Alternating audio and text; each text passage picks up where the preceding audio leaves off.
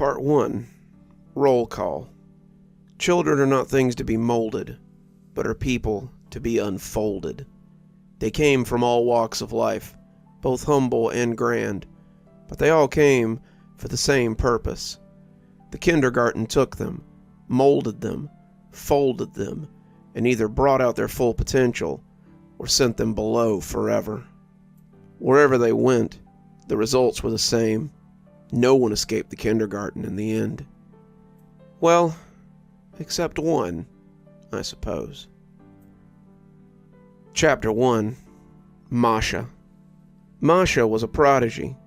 At 3, she was capable of reading any of the cardboard books in her playroom, and by 5, she was reading many of the books on her mother and father's living room shelf.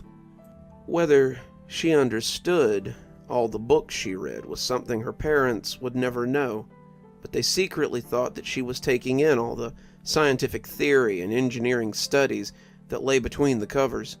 She seemed to be, at least, but who can really be sure what goes on in the mind of a child? At 5, she could do math at a rate that most third graders would have found impressive.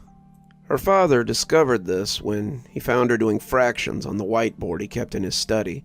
He wanted to be upset. Some of the schematics he'd been sketching were important to his upcoming project, but once he realized that she was solving mathematics that should have been beyond her, his anger had been hard to maintain.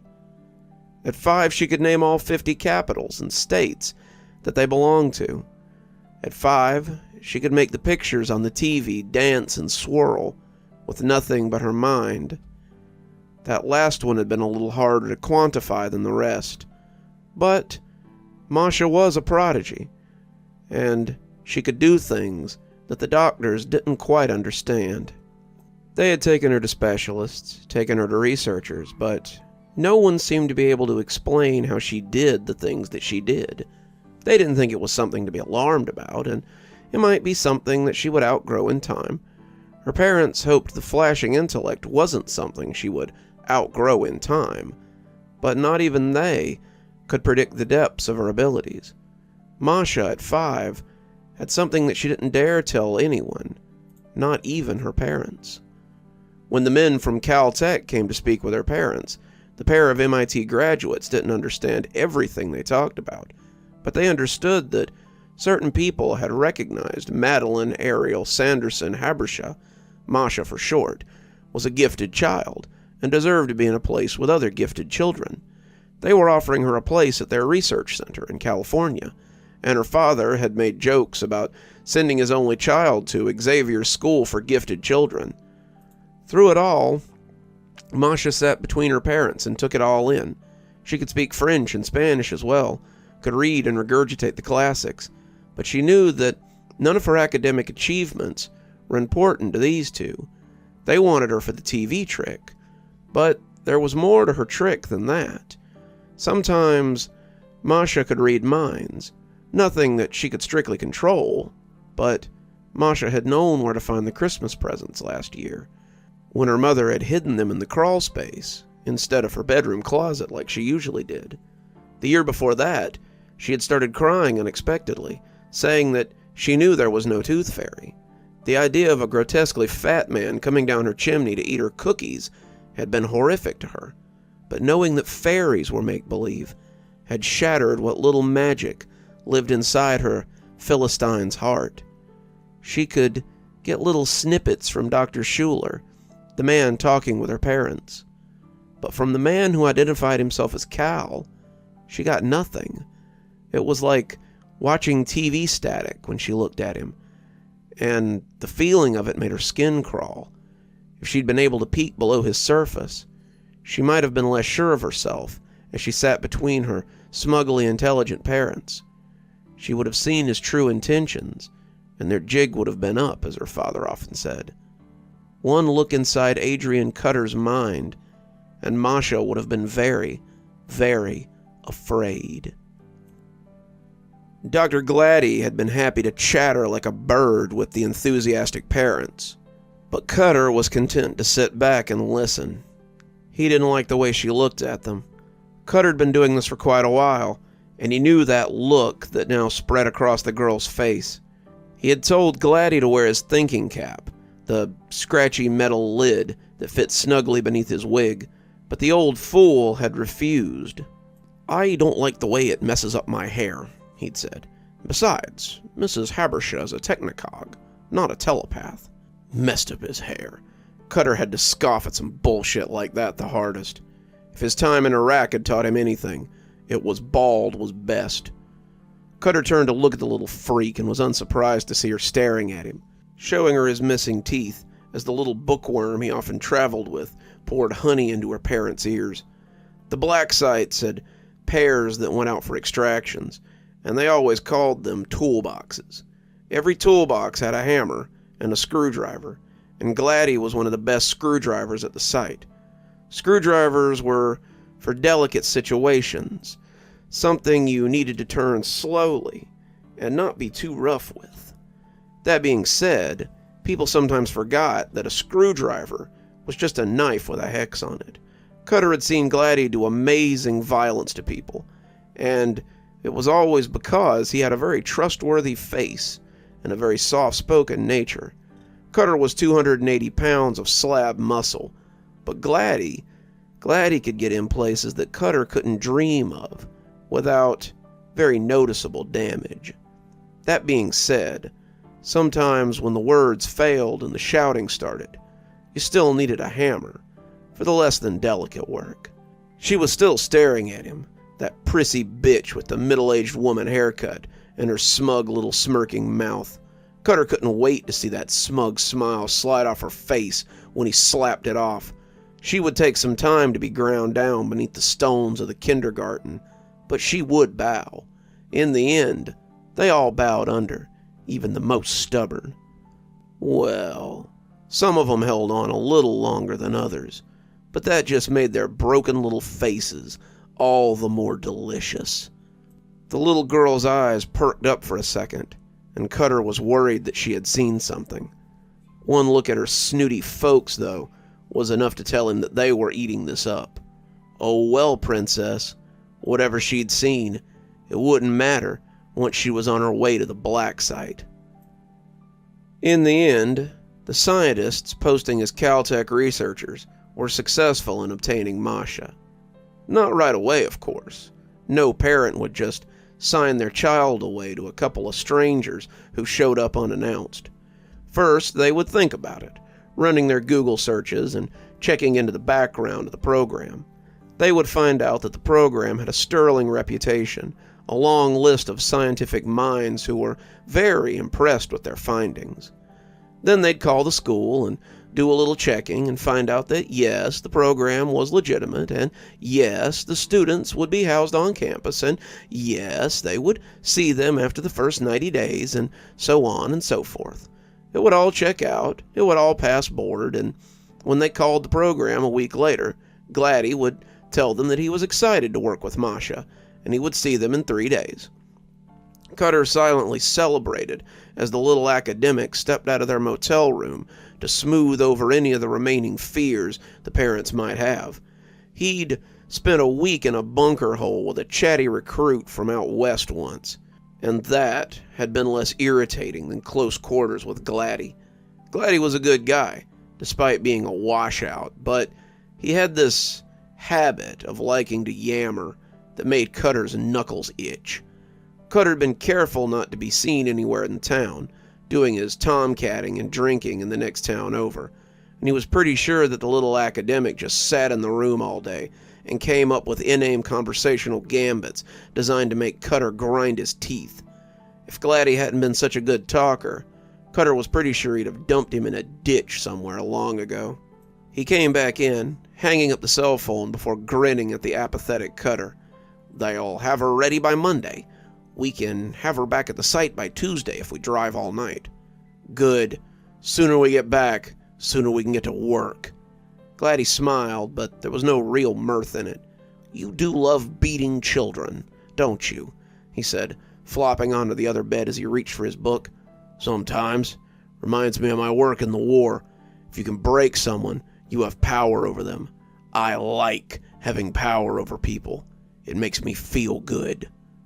Sometimes I forget you're a convert and not a washout like me. Cutter snorted. Not my fault you washouts couldn't hack it. Think it's any better on the other side? It's all I hear you guys talk about, how much better it is in the beyond. Gladdy was quiet for the first time in days, and it made Cutter glance away from the TV. Someone on the TV was using a machine gun to cut down a group of Vietnamese soldiers, and when he looked over to the mousy little man on the bed, he could see that a different sort of war was going on over there. Gladdy was staring at the book like he could see through it, and the look gave Cutter the creeps. Sometimes I can still hear those who graduated calling to me. When I'm on level 3, next to the door to beyond, I can hear them singing to me in a language that I might have learned. It sounds like paradise back there. Sometimes I wish I'd been a little better at this, so I was worthy. He was quiet then, and Cutter turned back to the TV and tried not to let the little creep settle too deep into his brain. Monday couldn't come soon enough. Are you excited for tomorrow, Masha? Her mother asked, tucking her into bed as she got ready for sleep. Yes, Mommy, Masha said, smiling at her without any real excitement. Tomorrow was going to be exciting, but it was going to be scary, too. She knew that the two men, Mr. Cal and Mr. Schuler, would take her to California so she could learn with people like her. She was a little young to be leaving home, but Masha knew that she was different, and things like this were expected. If she wanted to get better, to get smarter, she would have to do things that were scary. She would have to grow up before she was ready. Speaking of being unready, her mother was trying not to cry as she looked down at her in her bed. I'll miss you, she said. You know that, right? Masha nodded, and she did know that. She'd seen it clearly in both her parents that they would miss her, but her parents' minds were complicated, and Masha knew that they wouldn't miss her for long. Oh, they would worry about her. They would hope she was doing well, but they would have their work and have their friends, and eventually it would all just become normal. Her father was already thinking about how he might be able to work longer hours without Masha to cook and care for, and her mother realized how much this would open up her calendar for campus work, especially if she wanted to promote in her department. They weren't bad thoughts, not hurtful thoughts, but they still hurt her a little when she realized that in a way they were looking forward to having more time. Mommy, Masha asked as she settled in for bed. Her mother turned to look at her, and Masha heard something clearer now on the edge of her thoughts. Yes, dear? Would you like to sleep in my bed tonight, like you did when I was younger? Her mother's tears were harder to keep back now, and when she nodded, Masha moved over so she could climb in bed with her. She pulled her daughter close, their bodies warm as they lay together, and Masha found it easier to read her thoughts when they were connected like this. What she felt was an overwhelming sense of warmth, an outpouring of love for this child that she'd been ill-prepared for. Masha knew that neither of her parents had really wanted children, had picked it up here and there since she first started hearing thoughts, but neither were they unhappy to have her. They loved Masha. They liked having a protege that they could point to as proof of their intelligence. For surely if they had made Masha, then their lives must have meaning, right? As Masha settled in, snuggling close to her mother, something tickled at the back of her mind. When they'd been meeting with Mr. Schuler and Mr. Cal, Masha had been trying to read The Bigger Man and hadn't been able to. But Masha didn't think that was right either. He was like a book that could be read differently if you turned the words, and Masha didn't quite trust him. The big one, Mr. Cal, had been harder to read, though. She'd been staring at him, pushing all her concentration at him, and suddenly she had felt like someone had slapped her in the mouth. She'd never been slapped in the mouth. Her parents didn't believe in physical discipline, but she had hit her face before and knew that it hurt. She could still feel the tingle when she thought about it, and it made her uneasy. Had he been thinking about slapping her? Did he often slap children? Masha didn't know, but as she dozed off, she dreamed about something else she had heard inside Mr. Schuler, or Mr. Gladdy, maybe.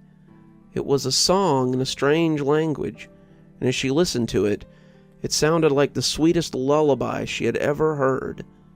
"Beyond," she whispered, and drifted off, thinking of that siren song.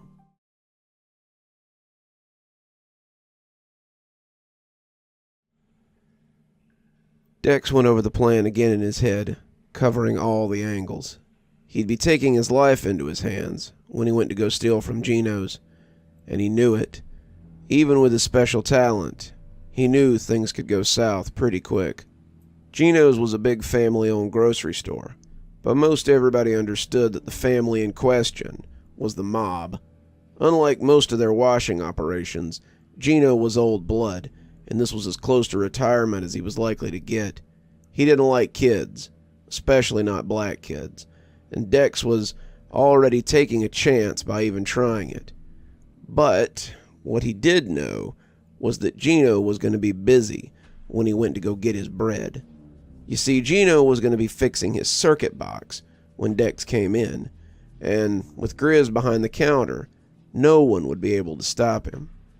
Dex had planned the whole thing out, he and the Weird Boys. The gang was less of a capital G gang, and more of a protective group for street kids labeled as weird. Some of it was regular stuff. Clubfoot Steve, Bald Mary, Hops. They were kids who, through bad luck or whatever, were a little different. Dex, on the other hand, was even more different. He and Wizard were weird with a capital W, and they knew it. Smoke was weird too, but his was a little less explainable, though infinitely more useful. You see, Smoke could disappear. Not like go invisible, but he seemed to make everything around him more interesting to look at. As long as Smoke stayed absolutely still, he could remain undetectable. They had used it a few times to get away with stuff, but it had proved difficult the last time they hit Gino's. Since he couldn't move, Smoke was stuck until he got an opening. Gino had chased him down the road and swung his bat and yelled some words you probably weren't allowed to say anymore as he ran off. And Smoke had just barely made it out of there with his life. Wizard could make electronics break if he concentrated. He could even fry cars, though it gave him a nosebleed. Then there was Dex. Dex could use the Brain Blast. Brain Blast was what they called it, but it didn't quite do it justice. Dex could concentrate on something, sometimes holding up his hands to his temple like Charles Xavier in the X-Men comics he liked to read, and send out a wave of air or energy or something.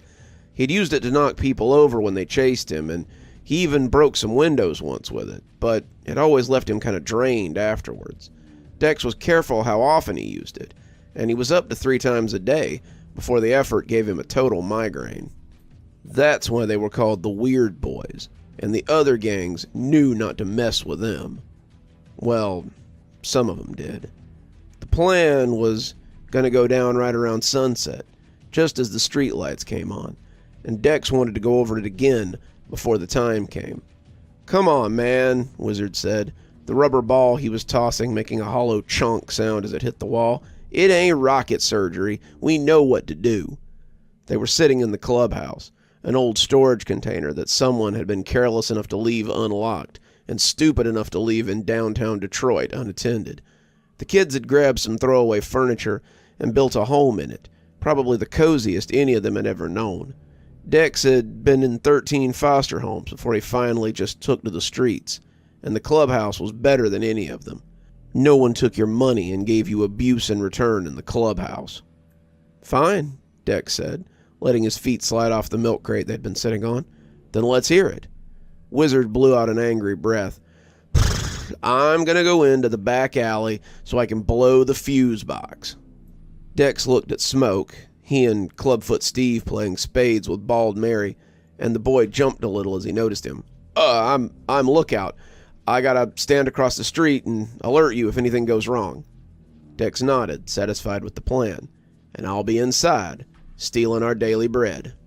Wizard had wanted to use Smoke again for the theft, but Dex didn't think it was a good idea after the last time.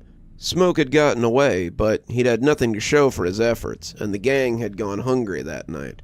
What's worse, there was a chance that Gino would recognize him, and that would pooch the whole deal. They needed to be undetected, but they also needed to go unnoticed. After the last time, Smoke had been made lookout, and Dex decided to take matters into his own hands. Reynolds hated these kinds of assignments. He and Drether had been sitting down the street from the packing container the kids lived in for about a week, and not a day went by that he didn't call his boss and ask if he was sure he wanted this one. They had snatched street kids before, and they usually weren't worth the trouble. They were willful, unsociable, and created problems where there didn't need to be any. Cutter would likely have a field day with this one, if Reynolds could get him, that was. "They're planning something," Drether said, putting down the headphones as he picked up his soda cup from the holder. "No shit," Reynolds said. "They're street kids, Dre. They're always planning something." Drethers gave him a look and sucked the last few inches of drink out of his paper cup. They had put the bug in the container 3 days ago. It hadn't been hard. Their little gang was made of children, none of them old enough to shave yet. Dex and Wizard were probably the oldest, the site manager fixing Dex's age around 12, but the others were probably still capable of mixing in with elementary school kids. The site managers wanted Dex and Wizard, Dexter Monroe and William Cranby, but if it came to one or the other, they wanted Cranby more. We think that with some training, he might have more to offer than an electromagnet with attitude. Reynolds hoped so, because he'd been planning a date with his girlfriend this week, and hated to think that she was probably sleeping in someone else's bed because he was chasing a one-trick pony. The phone rang, vibrating in the empty cup holder, and Reynolds picked it up grumpily. "Yeah," he asked, expecting Mike, but getting a shock. "Is that how you answer the phone when I call, Bartholomew?" Reynolds sat up a little straighter.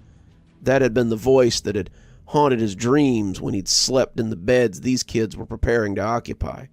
Reynolds could remember the taste of this man's fingers as they split his lip when he was 7, the crack of thunder as he beat him senseless at 11, and the disappointment when it had all been for naught and Reynolds had washed out.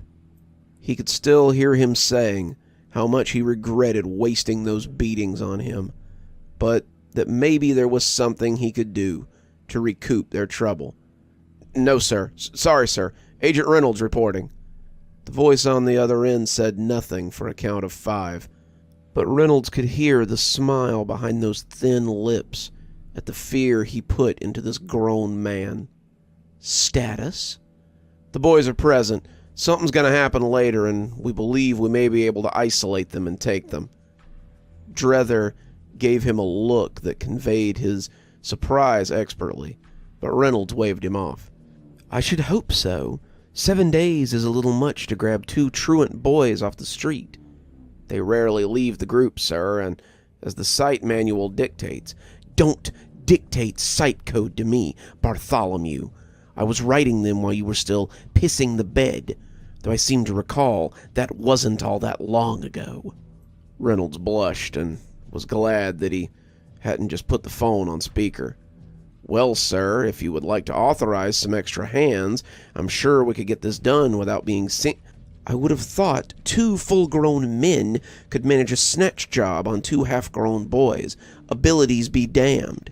Either grab them and return tonight, or just return tonight and wear your incompetence." He hung up then, and Reynolds sat back as he ground his teeth. "I'm guessing that wasn't Mike," said Drether, earning him a dark look from Reynolds. "Nope. Change of plans. Surveillance is over. When these kids leave, we're following them. One way or another, we're coming home after tonight." Reynolds meant to come back with the boys. He was not about to let Security Chief Ridley make a fool of him. The overhead tone dinged cheerily as Dex walked in, and he heard the old gangster clear his throat as he caught sight of him. Too late to back out now. It was do or die. "Help you find something, boy?" Gino asked, taking a step out from behind the counter. Dex could hear the sound of a broom on tile as he rounded the aisle, and Grizz came into view a few minutes later. Grizz was the antithesis of Gino. His patronage was open for debate, and he was the only white guy Dex had ever seen with a full afro. His skin tone made everyone think he might be mixed race, but what races were mixed there was anyone's guess. Grizz was just shy of 7 feet tall and was built like a linebacker. Supposedly, Grizz was somebody's nephew, and Gino hadn't had a lot of choice in hiring him. Despite his size, Grizz was just about the nicest guy you'd ever meet, and he sometimes gave the out-of-date food he pulled off the shelves to the homeless guys, despite Gino's orders to stop feeding the vags. He smiled when he saw Dex, but the smile curdled when he saw the top of Gino's shiny head coming their way. What remained of Gino's hair was scooped into a little ponytail at the nape of his neck. He was dressed in a butcher's apron, a pair of eldritch jeans gracing his small legs. He looked like someone had taken a full-grown man and set him on a pair of children's legs, and the rumors were that he had some kind of muscular disease that had facilitated his departure from the mob. Whatever was wrong with his legs, it didn't stop his big scarred hands from being very adept at violence. As Dex pretended to peruse the chip selection, one of those big hands found its way onto his shoulder, and he looked up to see Gino leaning down to talk in his ear. "Listen here, I don't care if you got money or not. I'm not about to let you rob me blind while you pretend to..." But he looked up suddenly as the bell chimed again, and straightened up when he saw a pair of men entering the store. He greeted them warmly, telling them to look around and let him know if he could help them. His smile faltered a little when one of them approached the deli counter, and Gino's fingers cut into Dex's shoulder. He eased up a moment later, telling the guy he'd be right there, but not before leaning down to issue another warning. "I'll be watching you, boy. Any funny business, and I'll introduce you to something I should have shown your other little friend when he came in here to steal. Get your shit and get out." "Grizz," he said, "make sure this customer finds the door, all right?" Then he shuffled off on his small legs and told the fella he was sorry for the delay and asked what he could get for him. Grizz swept a little closer, clearly looking uncomfortable. "Sorry, Dex, I don't have anything for you guys tonight. Gino's really busting my balls about giving out food, and I don't think I can help." "It's okay, Grizz. I got money. I can pay for my stuff." Grizz looked relieved, sweeping closer to the counter as Dex loaded up his shopping basket with bread and meat. As he grabbed it, he wondered why the lights hadn't gone out yet. Where was Wizard? Had something happened? What was the holdup? Without much choice, Dex approached the register and laid out his purchases. A loaf of bread, pack of bologna, package of Kraft singles, a bag of chips, package of Mike and Ike's, Dex's favorite. He tried to look cool as Grizz rang it up, but inside his stomach was in knots. Why were the lights still on? Why had Wizard not killed the power? What in the hell was taking so long? "All right then, your total's $17.38, Grizz said, putting the bag down on the counter as he held out his hand. Dex reached into his pocket, contemplating grabbing the bag and making a run for it. And that's when it happened. Suddenly, the store went completely dark, and as the emergency lights came on, Dex grabbed the bag from Grizz and made a run for the front door. Gino yelled in anger, Grizz shouting about how the power had gone out, but Dex didn't realize his problem until he banged against the automatic door. He felt so stupid as he lay there, his purchases spilling out across the tile as his vision swam. No power meant no automatic door. He stood up, grabbing a few things and trying to orient himself. He had to go, he had to move, and as someone grabbed his arm, he twisted away and made a run for the back door. He could see the emergency sign lit up in the gloom, but when someone stepped out between him to block his aisle, Dex knew that he had to get serious. He was about 6 steps from the man when he realized it was Gino. The old pirate grinned at him, brandishing a push broom like a spear as he prepared to bring it down on the fleeing kid. Dex didn't know if he could see his smile as well as Dex could see his, but he hoped he could. Dex had been waiting a long time to do this, and as he closed his eyes, He hoped it would be enough to send the fat old meatball out of his way. He concentrated, pushing that unknown force in his mind out, and when the man went sprawling into a chip display, Dex whooped in joy. He jumped over the splayed legs and hit the door with both hands. The siren never went off. Lack of power and all. And as he came into the alley, he saw Wizard waiting for him. He was shaking his head, but smiled as he saw the little pile of food in his arms. "Nice one! Sorry it took so long. We gotta go," Dex yelled, pulling him along. There would be time later for regaling Wizard with the heist, but now it was time to escape. He could hear the people inside as they tried to get a handle on the situation. And Dex wanted to be far away when they finally got it all sorted out. This could still go south, and he knew that even if they were quick, they might still get caught if they weren't. The sound of Gino Mazur, bellowing in sudden anguish, turned both boys towards the back door. The man was standing in the semi-darkness, his face stuck half in shadow as the light from the chased bulb hit the massive gun in his hand. It looked like a cannon, like something that would blow a hole clean through you, and when he leveled it at them, shouting that hated word that both boys had heard since they were old enough to contemplate that it was an insult, they were powerless to do much but stop and stare like deer in the headlights of a semi-truck. Dex ready to blast, wanting to stop him before he could fire, but it was too far away, and the voice of thunder erupted too soon. Dex closed his eyes, prepared to open them in the hereafter, but was rewarded with nothing besides a sudden hot spray across his cheek. He opened his eyes and assessed himself, finding his body much as it had been before Gino's comically large weapon had gone off. One look at Wizard, however, showed him that he had not been so lucky. The boy's shirt had a hole in it that seemed much too big. The ragged edges were spreading blood across the surface, and Wizard was looking at him as if to beg him to make it stop. As he fell, Dex could see that the hole in his back was even bigger, and when Dex caught him mid-fall, his arms were soon red with the boy's blood. This wasn't right. This wasn't how it was supposed to go. No one should be shot in the street over $17.38 worth of groceries. Dex knew he should go, but as Wizard lay there panting his life out, he was helpless to do much more than kneel there and watch his friend die. When someone thumbed the hammer back on that gargantuan firearm, Dex looked up into the inky blackness and marked the end of his life. "Told you, boy," Gino panted, clearly enjoying himself. "Told you I'd introduce you to something that would stop you from stealing from me ever again. Bet the cops give me a medal when they get here. They'll probably thank me for cleaning up the streets." Dex closed his eyes again, preparing to hit the murderous bastard with the biggest brain blast yet. But he never got the chance. He jumped when a shot rang out, but when something clattered to the ground beside him, he opened his eyes and found Gino's gun beside him.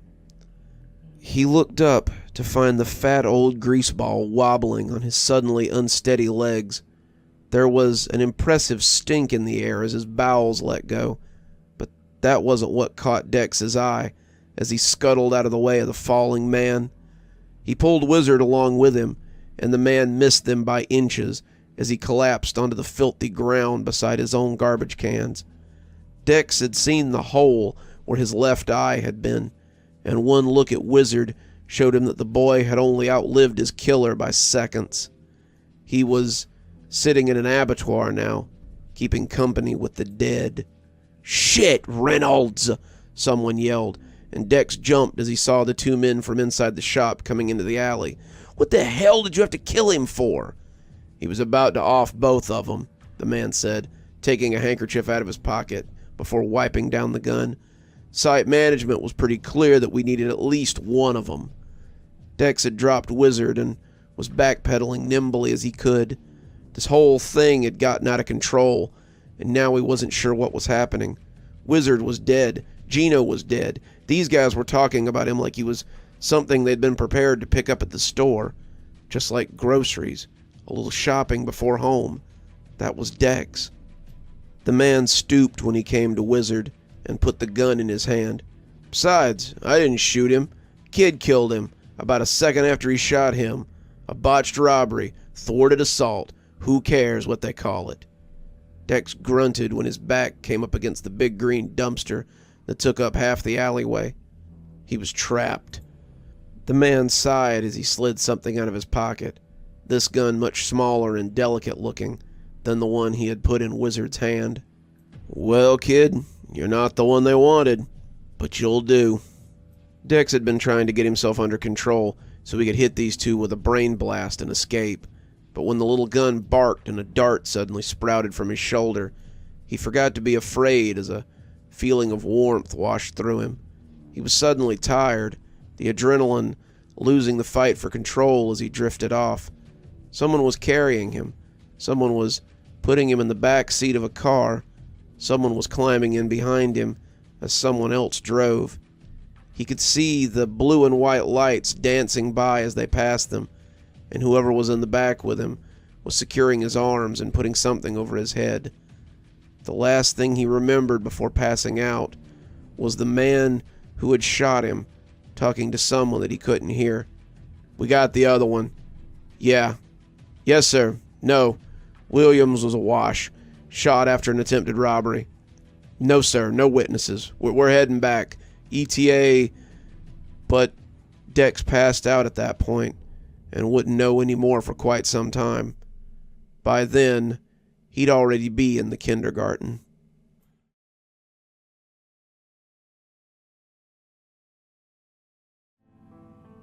Rebecca had lived in a state of fear for the last 3 weeks, and her parents were getting really worried about it. As she walked through the crowded halls of James Marvin Middle School, bumping into others as she tried to stay in the moment, she suddenly knew that today would be the day that it all happened. Today would be the last day she ever saw her family, said hi to her school friends, and basked in the Ohio sun again. It had all started with dreams. Rebecca had been plagued with dreams since she was young, but they hadn't started to scare her, not until recently.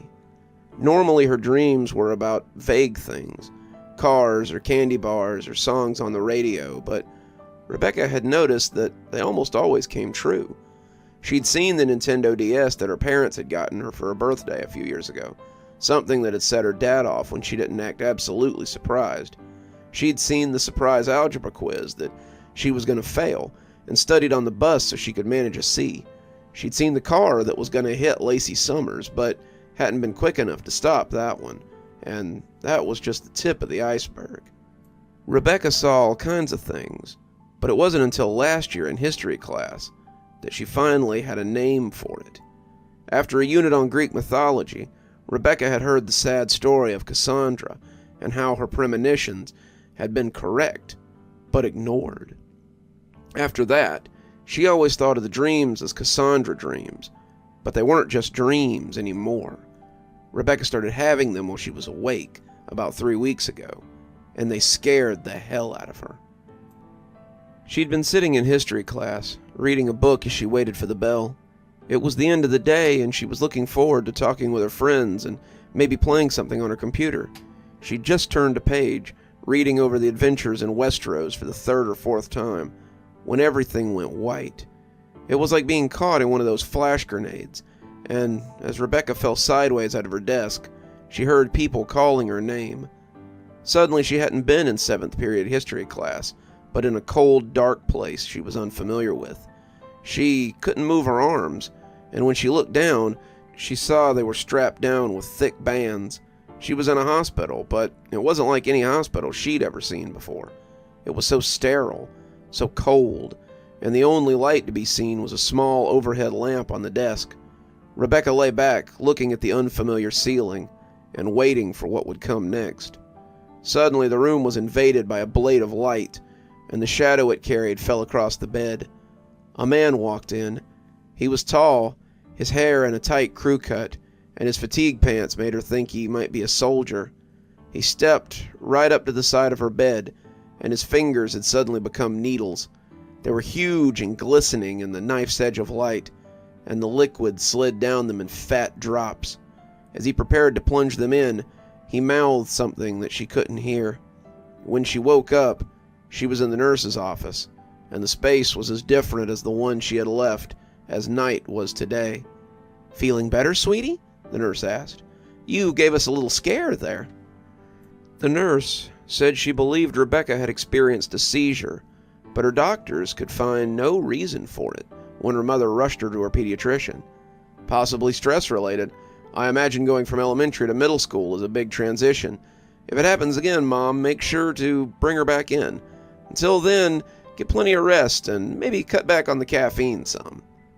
It had happened 5 more times since then, but Rebecca had kept it to herself. She didn't think she was having a seizure. She thought she was having waking Cassandra dreams. "Becca, are you okay?" Rebecca looked up, trying to force the duality of her vision to coalesce into something normal. She saw Darlene looking at her with real worry. Darlene wouldn't understand this, but Rebecca was glad that someone familiar was there to ground her. First time it had happened had been scary, but after that, Rebecca had managed to get it somewhat under control. She still had to wait for it to pass, closing her eyes and trying not to get dizzy, which would make her throw up, but it got a little easier to handle every time. As her vision finally cleared, the dual perspective settled into the present again. She sighed and leaned against the lockers for a minute before answering. "Fine, Darlene, it's just a little headache." "Becca, you aren't taking drugs, are you?" Rebecca almost laughed, but had to remind herself that Darlene was serious, as well as legitimately worried about her. Darlene and her other friends, Susan and Mary, had been talking about her a lot when they thought she wasn't listening. Never anything bad, but they still discussed her like she wasn't there. They'd noticed how different she'd become in just the last few weeks, and in Darlene's mind, that could only lead back to one of the after-school staples like drugs or alcohol or strangers. "'Cause I saw an after-school special thing at church, and you look like you're going through what the girl was going through when she was on drugs, as, she went through it, and I'm worried about you." It's not drugs," Rebecca assured her, straightening up as she got herself under control. "I've been having these really bad headaches for a while, but I think they're starting to pass." It's not your monthlies, is it?" Darlene asked, pitching her voice low. Darlene always talked about her periods like an old woman, trying not to offend anyone's sensibilities. "Definitely not," Rebecca said. "Do you need to go to the nurse's office?" Darlene asked, but as the second bell rang, Rebecca got a less violent jolt of intuition. "No, but I think I'm going to miss 3rd period." "How come?" Darlene asked, sounding hurt. Math was the only period the girls had together this year, and Rebecca thought it reminded Darlene of the 5 years of classes they'd had in elementary school together. Rebecca was about to say she didn't know, but about that time the tone sounded overhead. "Rebecca Daniels to the principal's office. Again, Rebecca Daniels to the principal's office ASAP," Miss Taylor called over the crunchy static of the ancient speakers. Darlene looked at her mystified. "Spooky," she whispered, and Rebecca couldn't help but laugh at the silly face Darlene always made to go along with it. Despite the stressful few weeks she had experienced, Rebecca could always count on Darlene for a good laugh sometimes. Conrad drummed his fingers on his leg as he sat in the old model sedan across the street from the middle school. He always felt like a creep when he had to take these kinds of jobs, and he expected Chris Hansen to tap on his window at any minute and asked what he thought he was doing. He glanced over at Kyrie, who was scrolling on her phone, and even from here he could see the colorful layout of Instagram. She could sit there for hours on end, just scrolling through different stories, and it amazed Conrad that she never ran out of things to take in. "How do you do that?" he asked, suddenly unable to stand it anymore. Kyrie looked up from her phone and raised one of her artfully done eyebrows questioningly. "Do what?" "Scroll on your phone all day. Isn't it boring? Don't you run out of whatever after a while?" Kyrie shrugged. "I don't know. It's just doom scrolling. Mindless consumption of media. What do you do on your phone? I don't think I've ever even seen it." Conrad reached into his pocket and pulled out a little silver flip phone. "Make calls." Kyrie looked at the little gray box with real amusement. No way! You work for one of the most advanced military organizations on the planet, and you carry that dinosaur around in your pocket? How do you live? Conrad shrugged. Offline, I guess. Just never saw the point of having something like that. All we had overseas were sat phones, and all you can do on them is make calls.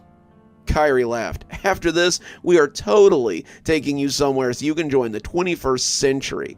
Maybe we'll stop at a museum so you can drop off that relic for some antiquities exhibit, too. She went back to her doom scrolling, as she called it, and Conrad sat back as he watched over the front of the school. This was the boring part, the surveillance before the snatch. But it was necessary. If the plan fell through, they might very well have to grab her off the street, and for that, they would need to know her habits. Did she walk? Did she bike? Did she often stop at a friend's house? This was all data that would need to be compiled, but there was another reason they were staying so close. Ridley had made it pretty clear that she wouldn't need to be snatched if everything went to plan. Rebecca Daniels isn't our first future seer. If we can put possible futures in her way, something horrific that could happen, her abilities will pick up on it and warn her of the potential threat. The longer you stay within the proximity of the girl, the more likely her early warning system will focus on this. The more she's warned, the more she'll hyperfixate. The more she hyperfixates, the more manic she'll become. The more manic she becomes, the more her anxiety will look like insanity, and the easier it will be to pluck her up from some facility once she's Baker-acted or institutionalized. There's no need to snatch someone and risk public interference when so many of these facilities are in our pockets already. Conrad liked the old ghoul well enough, but when he started talking like that, it always made Conrad a little worried about his mental stability. It didn't have to be this way, he reflected as he squirmed in his seat to stop the pins and needles that were shooting up his buttocks. Conrad and Kyrie, Representatives Marvin Lancaster and Marcy Chin from Dartmouth College, had sat in the Daniels' living room and had a very similar meeting to the one that Masha's parents had had.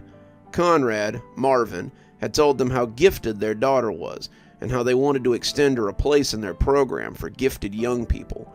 Her tuition would be covered by the state, and the possibilities after graduation from a program like this would be boundless. The Daniels, however, were not MIT grads. Mrs. Daniels was a sometime substitute teacher and full-time homemaker. Her husband was a mechanic for one of the local outfits, and neither had so much as stepped into a college campus, let alone graduated one. The Daniels were pedigree white trash from the Northeast, and how either had managed to spawn the girl they were now hunting for was beyond him. They had been mistrustful of the pair from the moment they'd opened the door to find them on their doorstep, and had declined their offer without asking their daughter's opinion. Rebecca ain't going to no liberal college so she can come back with a head full of ideas and a lack of godliness. I'd suggest you two leave, her father had groused at them, and Conrad and Kyrie had apologized for wasting their time. They had planned to snatch her that very week, but when Ridley had suggested this alternative, Conrad had been receptive. Now they were sitting here for God knew how long, waiting for this 11-year-old girl to have a nervous breakdown. Conrad sighed as the bell rang, and students hustled to make their class before it stopped. At least the pay was good, he reflected, as he wiped a hand over his camo pants. Rebecca came into the principal's office to find someone unexpected waiting for her. She had been seeing Dr. Hammarskjöld for about a year now, and when she saw the funny little man perched behind the intimidating desk that her principal favored, she couldn't help but laugh. It wasn't the first time he had come to check up on her after a particularly heavy session, and as he pushed out of Principal Vine's chair and came around the desk, Rebecca found that the visions were the farthest thing from her mind. He leaned against the desk, his head just visible over the lip, and he looked for all the world like a shrunken Mr. Rogers. "Miss Daniels, I got a call from your mother this morning to let me know you've had a particularly awful dream last night, so I thought I might come and check on you. So, how are you today?" Rebecca opened her mouth to tell him about the waking dream she'd had only moments before, but quashed it. Dr. Hammarskjöld knew about the Cassandra's dreams, but she hadn't quite dared to tell him about the waking ones. The one last night had been no worse than any other, but it had begun in the midst of a dream that had been pretty good up until then. The switch from her usual nonsensical dreamscape to the harsh sterility of her visions had been extremely jarring, and she'd woken up her parents when she started screaming. She was ashamed now that she realized she had inconvenienced Dr. Hammarskjöld and taken him away from his other patients. It was nothing. It was just... She hesitated, trying to find a lie, but he guessed it. It was the hospital dreams again, wasn't it? Rebecca bit her lip, nodding as she hung her head. Have you identified the man from your dreams? Is he a relative, maybe? Someone from your past, perhaps? He asked, taking a much smaller seat from beside the desk where he'd hidden it. I don't know, but it almost seems like I should know him. How can I not? He haunts my dreams. He's never far from my mind. I feel like every time I see him, I'm a little closer to going crazy. The little man smiled, and that childish grin was enough to put Rebecca at ease. Her parents had been skeptical when a family friend told them about Dr. Hammarskjöld, but he'd proven to be the one respite in Rebecca's often uncertain world. He had been very interested in her dreams, especially the ones that focused on this mystery man, and considered the frequency with which they came true to be more than coincidence. Rebecca wasn't sure that she would have stayed sane this long without him, and he'd been a great help in her recovery. Rebecca, you may have to entertain the idea that this man is simply a manifestation of your own fears.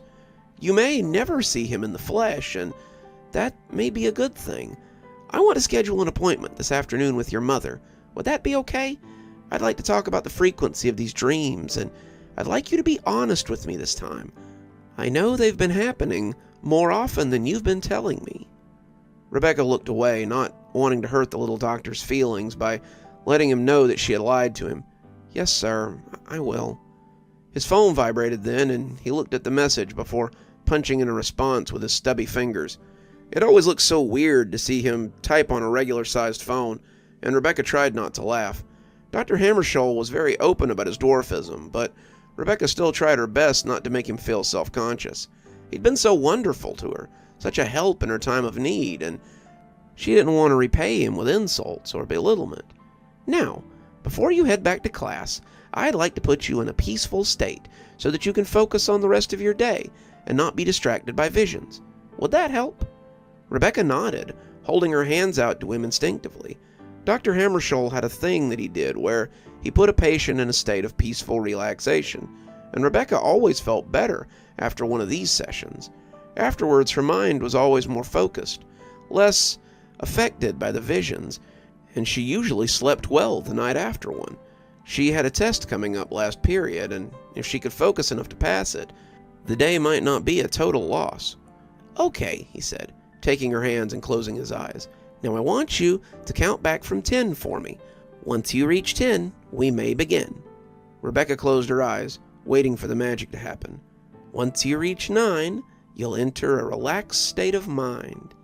His voice took on a dreamy quality as he spoke, and Rebecca felt his thumbs making circles on her palms. Once you reach 8, you'll be feeling great. His voice settled over her like a warm blanket, and Rebecca found that she did feel great. Once you reach 7, you'll be floating in heaven. Her body did feel lighter, less substantial, more at ease. Once you reach 6, there'll be no conflicts. Rebecca yawned, wanting to cover it, but unable. Once you reach 5, your problems take a dive. Rebecca felt like she could drift off to sleep, right here. Once you reach 4, it's time to snore. Rebecca did feel herself nodding off. Once you reach 3, you'll find your reprieve. Rebecca tried not to fall asleep, but it was inevitable. Once you reach 2, it's all up to you. Rebecca lay back a little, her hands slipping out of Dr. Hammarskjöld's. Once you reach 1, it's over and done. Rebecca was snoring softly in her chair, her peaceful slumber unbroken by thoughts. Now, Rebecca, you will sleep for the next 10 minutes and awake refreshed and ready for whatever the afternoon may bring. Rebecca nodded sleepily, but it was more of a reflex than anything. She was already dreaming of some place other than the sterile hospital. The silver flip phone rang, and Conrad had barely answered it when Security Chief Ridley shouted for him to go in the school right this very second. What? Get the girl? It's the middle of the day, sir. We would definitely be... No, listen closely, because I don't have time to explain. Conrad listened, understood, took off his seatbelt, and opened the car door. Understood, sir. I won't let you down. I never had a doubt, he said, hanging up as Conrad snapped the phone closed. Where are you going? Kyrie asked, starting to get out too. Stay in the car. I'll be right back. Kyrie shrugged as she slid over to the driver's seat, her phone back up as she explored the depths of Instagram. She had just found a really cute cat video that she hadn't seen before, and she wasn't about to miss that. Rebecca awoke slowly, her eyelids fluttering as she looked around the room. She'd fallen asleep in the principal's office? Had she had another incident like before? She hoped not. It was always embarrassing to have them happen at school. As the memories of what had happened slowly came back, she heard the sound of someone texting and looked up to see Dr. Hammarskjöld sitting not too far away. He smiled as he noticed she had awoken, putting his phone away as he got up. I trust you had a nice rest. I did. Thank you, Doctor. It was just what I needed. I'm glad I could help. Now let's get you back to class. Can't help with failing grades like I can bad dreams, Dr. Hammarskjöld tittered.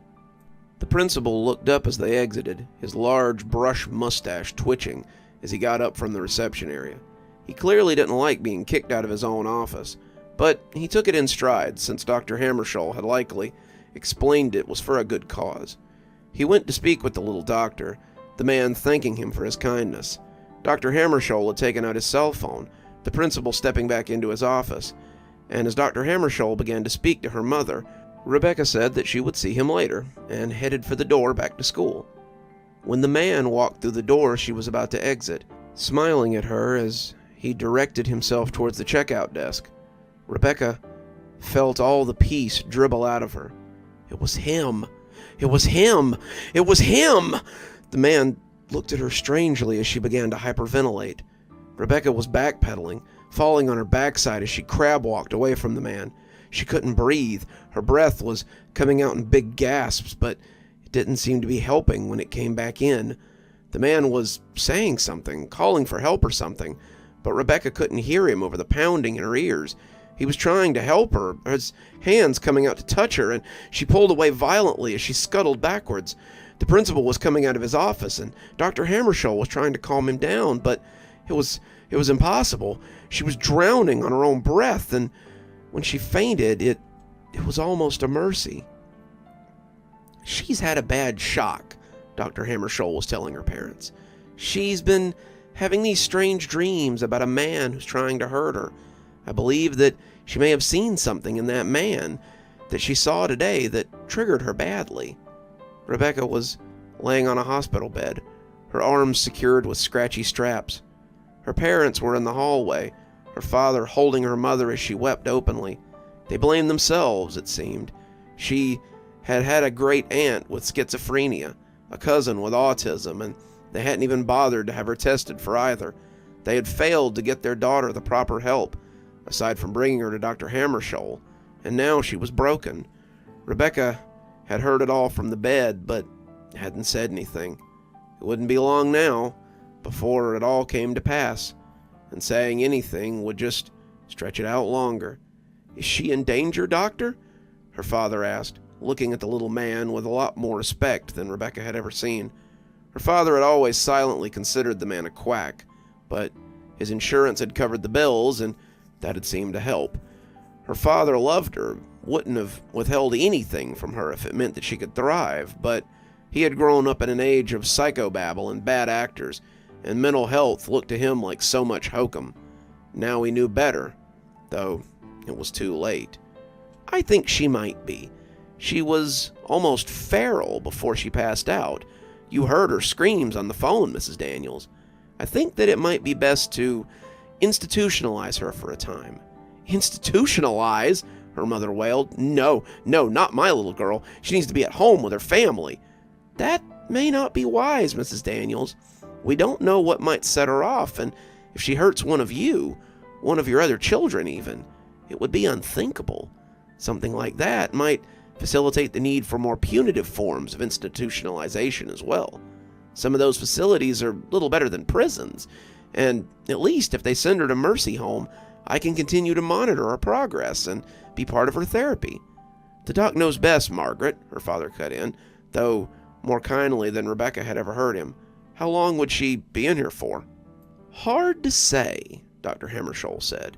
I would say at least 90 days. If she shows improvement, then she might be able to come home after that. Otherwise, he looked at her sadly from the door of her room. Well, let's remain positive. You can visit her as well. Visits from friendly faces will surely help speed along her recovery.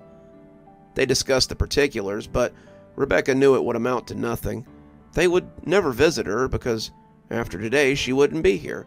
She'd be gone, spirited away to some strange and terrible fate. She wondered if Dr. Hammarskjöld knew this or not. She hoped not. She really did like the little man. He had been an island of reprieve in the sea of turbulence that her life had become recently, and she had looked forward to her sessions with him a lot. Very good, Dr. Hammarskjöld said, putting the paper her father had hastily signed into his briefcase. I'll make the necessary arrangements to have her transferred to Mercy Home after she's cleared by the hospital. I know this is hard, but you really are doing what's best for your daughter. Her parents came in to say goodbye, kissing her on the cheek and telling her they'd see her soon. Rebecca said nothing, and when her father turned off the lights and closed the door to her room, she realized she was already in the dream room. The small desk lamp cast the sterile hell in nightmare tones, and Rebecca tried not to cry as she lay in the semi-darkness. Crying wouldn't be any good. The man would come whether she wept or not, and nothing was going to change that. She wondered how long she'd have to lay here, and as she replayed the dream again and again, she realized it didn't matter. He would come. That's all that mattered in the end. She kept thinking about what he was saying, trying to read his lips, and by the time she figured it out, the door was open, and the man she'd been waiting for was there. The clock said it was about 30 minutes since her parents had left, but it had felt like a lifetime. Rebecca supposed that it had been. The man in the fatigue pants had a needle in his hand, unlike the one in her dream. In the dream, they had sprouted from his fingers, but now she saw it was nothing but a plain old syringe. The tip still glistened with translucent fluid, but the fearful illusion was mostly broken. As he leaned over to inject the liquid into her arm, she said the words that he had only mouthed in her dream, and it brought him up short. Nighty-night, princess. He stopped the needle inches from her arm and scowled. Nobody likes a wise-ass princess. The needle slid in, and Rebecca plummeted into a thankfully dreamless sleep. She woke up in a much worse nightmare than she had been living. She woke up in the kindergarten to the sound of a little girl crying for her mother. Dr. Nathan Hammarskjöld was leaving the hospital when his phone rang. He looked down at the screen and considered not answering it. It had been a stressful day, and he really did not want to talk to the man who'd exacerbated most of it. He knew, however, that not answering would bring him even more stress, and he picked it up as he stepped into the mop closet so he wouldn't be overheard. Yes? The line was quiet for a moment before the living corpse of his nightmares began to speak. Is that how you speak to me, Nathan, the man who made you everything you are today? Nathan wanted to tell the man exactly how he wanted to speak with him, but he bit his lip and gave the old corpse what he wanted. No, sir. How can I help you? That's better. Just wanted to let you know that your bonus for helping with the extraction will be in your account before the end of the day. Nathan waited for the other shoe to drop, not taking the bait as he waited for the man to tell him why he had really called. I also wanted to tell you that we'll be calling you back to the kindergarten for this year's class." There it was. "I appreciate the opportunity, but I'm afraid I must decline. I have far too much going on with my practice to—" "Oh, Nathan, you must have misunderstood. I wasn't asking. I wasn't inviting you to come teach a course. I was telling you to waddle your diminutive ass home. Now see here, I'm not one of your puppets that you can yank back to the stage when you feel like it. I am a doctor with a PhD in psychology and a minor in child development. I studied at Johns Hopkins, for Christ's sake, and I will not be bullied by you anymore." There was dead air for the stretch of about 10 seconds, and every second saw a little more air run out of the doctor's sails. "You will come home. You will assist us with this year's cycle, and in return, I will forget that you ever spoke to me in such a way, Nathan. You owe that PhD to this institute, as well as your life. Have you forgotten how I plucked you out of that orphanage? How I saved you from a freak show or as a life as a subject of outrage and ridicule? Have you forgotten how I let you keep your ridiculous little powers when the rest of your class was burnt out and washed out? Every day that you breathe the air without pain is a day that you should fall on your knees and thank God for the existence of your betters, Nathan. I will see you in 3 days, or you'd had better hope I never see you again." He hung up the phone, and Nathan was left shaking in the broom closet. His phone made a satisfying splash as he threw it into the mop bucket, but it was a tantrum that ultimately gained him nothing. Unlike most of the kindergarten washouts, Nathan hated the things they made him do. He'd become a doctor to help people, not to sacrifice children before the altar of this clandestine organization. He hadn't wanted to help with Rebecca Daniels, but Ridley had made it clear that he didn't have much of a choice. It was either Rebecca, or Ridley would expose him for what he was, and Nathan couldn't have that. He seethed in the closet as he fished his phone out of the mop bucket. It appeared that even now he was little more than a fool, meant only to caper for Security Chief Ridley.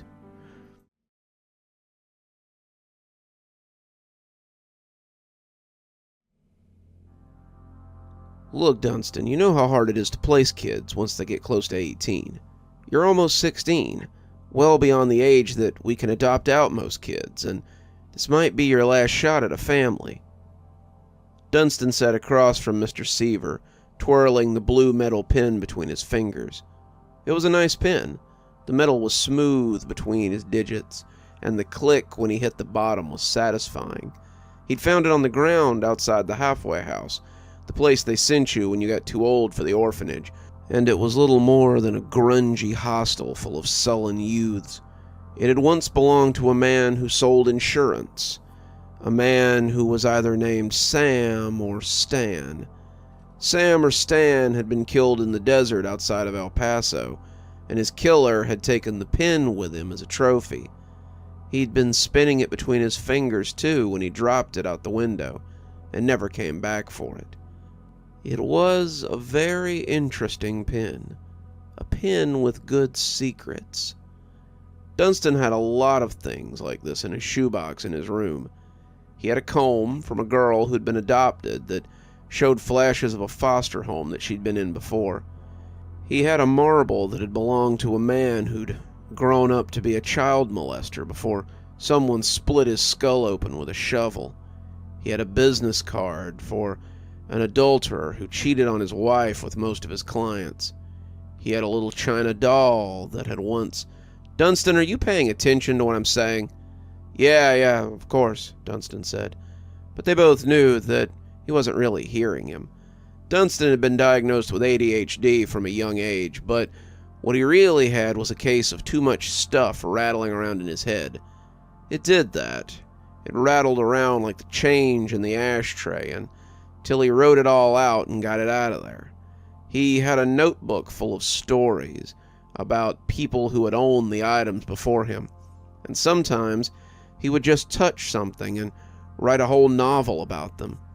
It really made him anxious having all that up there, but getting it out was like scratching an itch or finally picking off a scab to find new, fresh skin beneath it.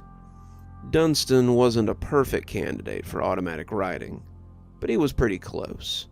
"I need you to be serious about this, Dunn," said Mr. Seaver.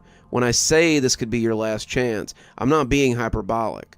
Don't you want to live somewhere other than this hellhole? Surely you don't enjoy living in this place." Dunstan shrugged. "What's not to love?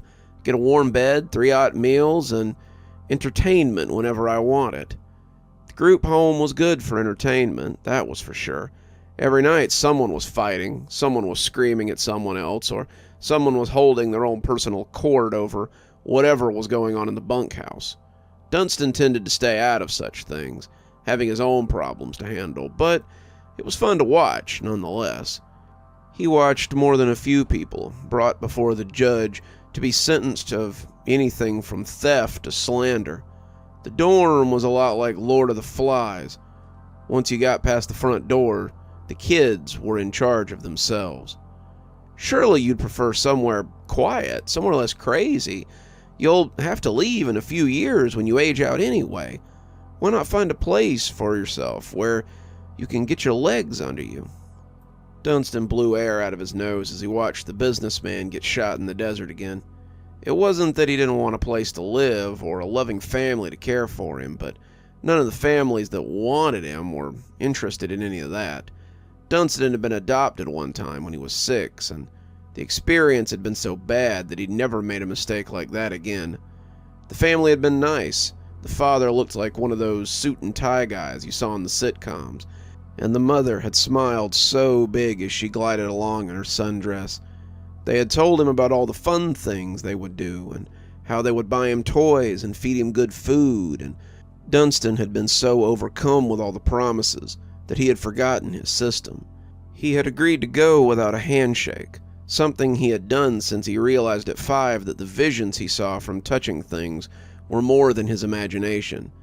They had taken him that day, paperwork signed, money changing hands, and he had climbed into their car without a second glance. Their house had been nice. It had been a big ranch-style home with a front yard and a tree with a tire swing. They had smiled as they let him inside, telling him that this was a new beginning for him. They were all smiles until they made it through the door, and that was when the smiles had turned jagged. The basement they had made him live in had not been so nice.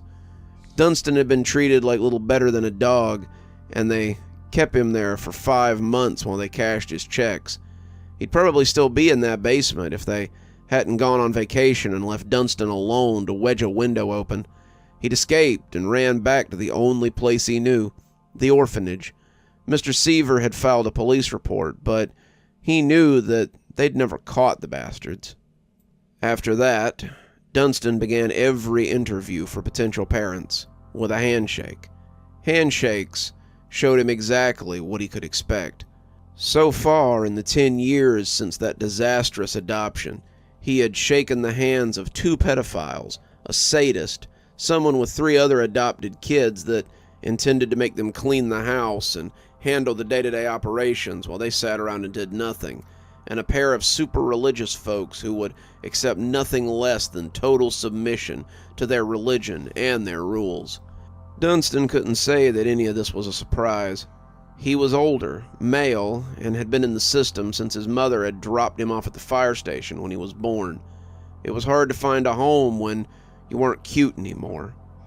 "I'll meet them, Mr. S., but I ain't making no promises."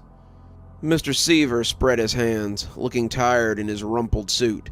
"That's all I ask, Dunstan." Dunstan grabbed his bag, sliding out of the chair as he stood to go. "I've got some algebra to finish up, Mr. S. When are these guys coming to meet me?" "Tomorrow morning," Mr. Seaver said, turning back to the stack of folders on his desk. "Make sure you wear something nice. Make a good first impression."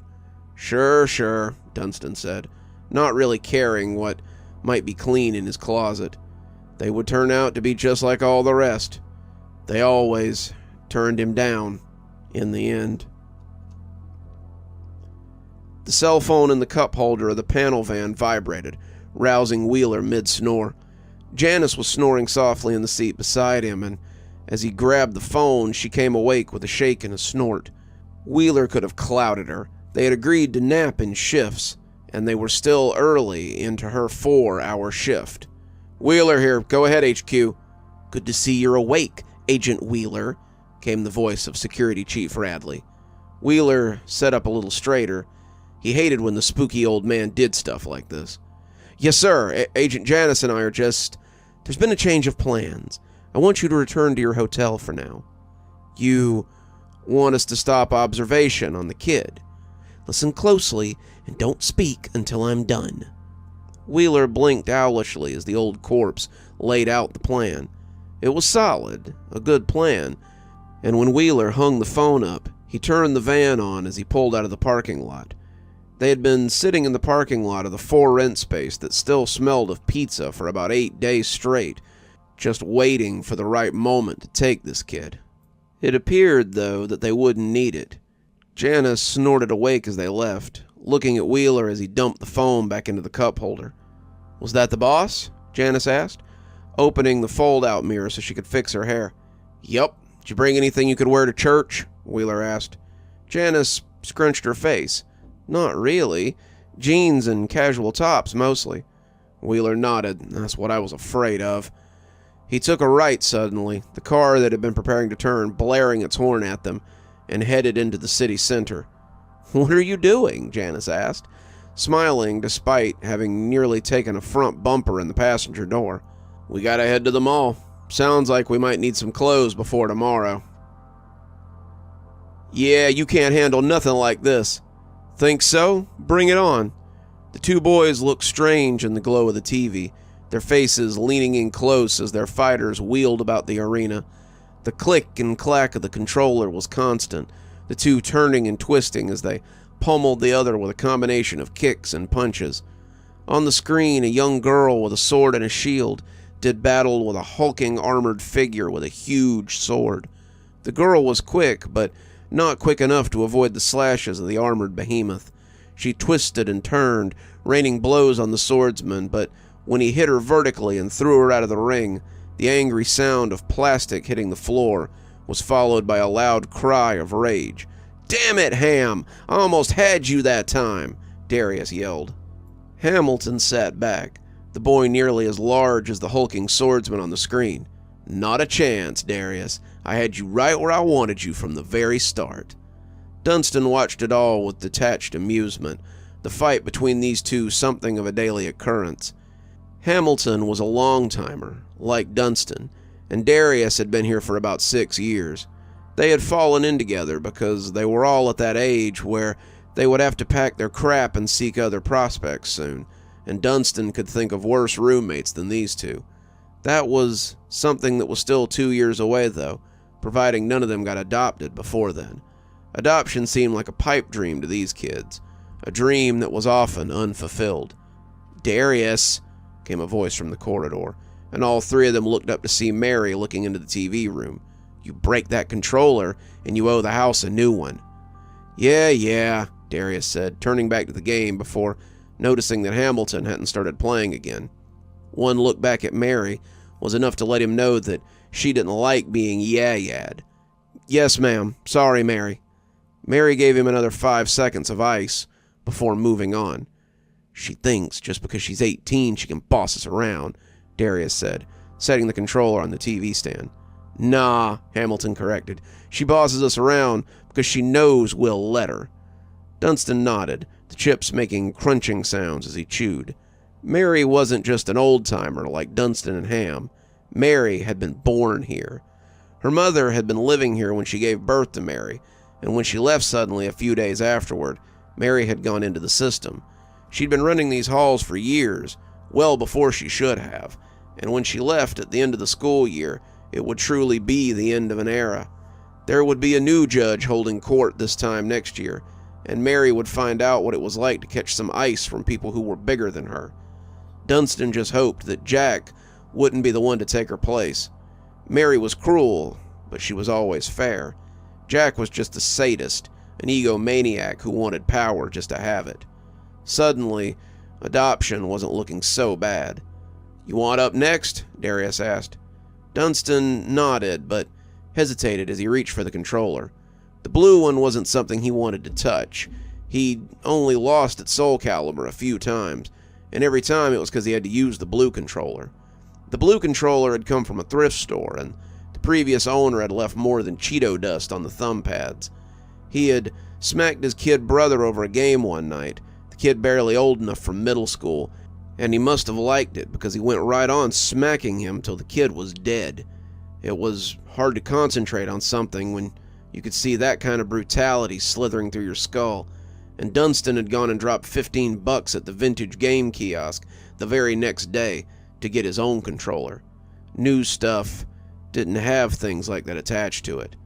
"Not with that one," Dunstan said, reaching towards Hamilton. "Gimme." "Come on, man," Ham winced. "You always get the new one." "I paid for it, man. Buy your own, and you can say who uses it." Hamilton blew out an exasperated breath, but handed it over as he swapped controllers. The rubber grips felt smooth under his thumbs, the buttons still possessing some click as he settled in for a game. Hamilton took the seat next to him, continuing his play as the beefy warrior. Dunstan chose a busty woman with a whip made of chains, and as the game began, Hamilton effortlessly maneuvered him around the ring. "So, heard you might be getting out tomorrow," he said, swiping at the woman in the skimpy costume. Dunstan was unfazed and easily stepped out of the way of the massive sword as it came within inches of his character. "Yeah, maybe." Dunstan's character rolled out of the way of another swing. "You gonna go?" Dunstan narrowly missed another one, dealing a few glancing blows before moving away again. "Maybe. Depends on how big their pool is." As he ducked another sideswipe, Dunstan went to work. The long whip encircled the burly fighter and slashed him again and again. As he staggered, Dunstan cut him to ribbons as he fell in bloody scraps on the ground. As the busty woman jiggled and posed in victory, Hamilton cursed under his breath and threw his hands up. "Should have known better than to square up with the champ. For real, though, you gonna go with him or what?" Dunstan thought about it as he watched the skimpy fighter twirl and cheer. He didn't know if it had come to that, but even if it did, would he really leave behind the only home he'd known for the last 6 years? Dunstan wasn't even sure he could. Not really, but it was nice to think that maybe there might be more out there for him than this. "I don't know," he finally said. How could he explain these things to guys like Darius and Hamilton? Hamilton had never even had an offer for adoption. Darius had been fostered twice and dropped off by both families a month later. Neither of them had been considered for 2 years. It had been about 2 years since Dunstan had any interest either, and Mr. S was right when he said that this could be his last chance. If he didn't get into a family now, he would have to consign himself to either being alone or building his own. "Well," Hamilton said, throwing an arm around him as he gave him a little hug, "I'll miss you, man. It'll be quiet around here without you." Dunstan smiled, but shrugged out of the awkward hug. "Come on, man. I'm not gone yet. Who's to say I'll go anyway? Maybe they'll be weirdos or something." "Shit, we know you just hate that," Hamilton said, casting a nervous glance to the hallway outside the TV room. Mary liked to lurk sometimes, and cussing was likely to earn you a smack upside the head. Dunstan laughed, picking up the controller and asking Darius if he wanted a crack at the champ. An hour and several undefeated matches later, Delilah and Grace wandered in and asked if they could watch cartoons on the TV. Hamilton and Darius were getting tired of losing by that point and surrendered the old fuzzy set along with the sagging couch to the girls. The couch looked like something you'd find in an old person's house, but the kids in the system didn't usually get nice things. The couch, the TV, the PS2, it was all from Goodwill, just like the clothes they wore. The city had been cutting budgets, as Mr. S liked to say, and belts were tightening all around. Any tighter around here, Dunstan thought, and they'd have to tuck their pants into their rib cages. "Want to go shoot some hoops?" Darius asked. "Sounds like a plan," Hamilton said, but Dunstan shook his head. "Nah, I got homework I need to finish. I better get that algebra done just in case I have to turn it in tomorrow." Hamilton offered him a fist bump, Darius following suit, and Dunstan obliged before saying he'd see them later. Dunstan walked down the dirty corridor of the group home and found the room he shared with Hamilton and Cage and some other kid whose name he hadn't bothered to remember yet. Dunstan called him Chip, something the new kid hated, but Dunstan told him that when he was here longer than 6 months he might bother to remember his name. The kid always looked hurt when he said it, but Dunstan had been here long enough to know that there were two kinds of kids in the group home, short-timers and long-timers. Unless, like Mary kept threatening to do, you went into social work after you aged out and came to work here. Dunstan supposed that would make her a lifer. He sat on the bottom bunk and pulled out his algebra book. He got some swirls from the former owner, kids sitting in desks similar to the ones that he took up residence in 6 hours a day, but the book had passed too many hands to really get a good impression. It hadn't been loved, hadn't been hated, and no one had killed anyone with it so far as he could imagine, so it was little more than background static. A minus 6 times parentheses 5 plus 7 equals 40. Solve for A. Dunstan hated problems like this. Why did math have to have letters in it? Letters were for books and words, and numbers were for math. That was how it had always been, right up until last year. Now every math problem looked like a damn novel, and Dunstan hated it. He worked his way through the steps, the problem turning out to be not that hard, but the next one took him some time, with its multivariable answer. He heard them call for dinner, but Dunstan wasn't really feeling hungry. Despite trying to play it cool, he was nervous about tomorrow. With any luck, he would turn them down and be at school before second period. With any luck, he thought, he'd be packed and heading to their place before Darius and Hamilton got out of school. Dunstan hated goodbyes more than he hated algebra, and that was saying something. "Hey, Dun, you're gonna miss chow." Dunstan looked up to see Mary looking in on him, her face less severe than it had been earlier.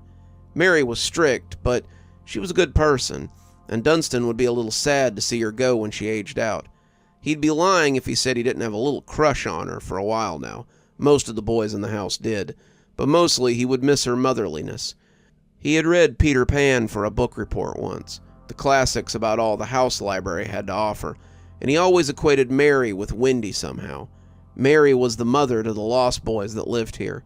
Mary was the mother, wife, sister, and the disciplinarian to the kids at the group home. And without her, who knew how this place would run? "I'm okay. I got some homework I need to finish before I turn in." He thought she would leave him then, but he could feel her staring at him as he tried to get back to his work. "Are you nervous about tomorrow?" she finally asked. Dunstan started to feed her the same line he'd given to Hamilton, but found that he couldn't. He could play it cool with his friends, but not with Mary. "A little." "Want to talk about it?" she asked, coming to sit on the bed beside him. He could smell her perfume as she came into his space, and he tried not to be creepy. "I don't know if I want to be adopted anymore." Mary laughed. "Then, sugar, you're in the wrong place." I know, Dunstan said. "Everyone wants to be adopted, but..." He tried to put it into words, but kept coming up with nothing. "You're afraid that they'll just hurt you again, like the family did when you were young," Mary said. "I'm afraid that being hurt is what I deserve at this point for getting my hopes up," Dunstan said, and the tears that came sliding out were far from showy. He was suddenly enveloped by her, Mary pulling him against her as the two embraced. She smelled like fruit, like spice, and her hair was soft when it touched his cheek. He thought she might be crying too, just a little, and when she pulled back to look him in the eye, Dunstan felt a warm pang for the woman he had never known, a woman who hadn't wanted him, but still thought enough to leave him somewhere that he'd be taken care of. "Dunstan, you're a fine young man, and you deserve to be loved.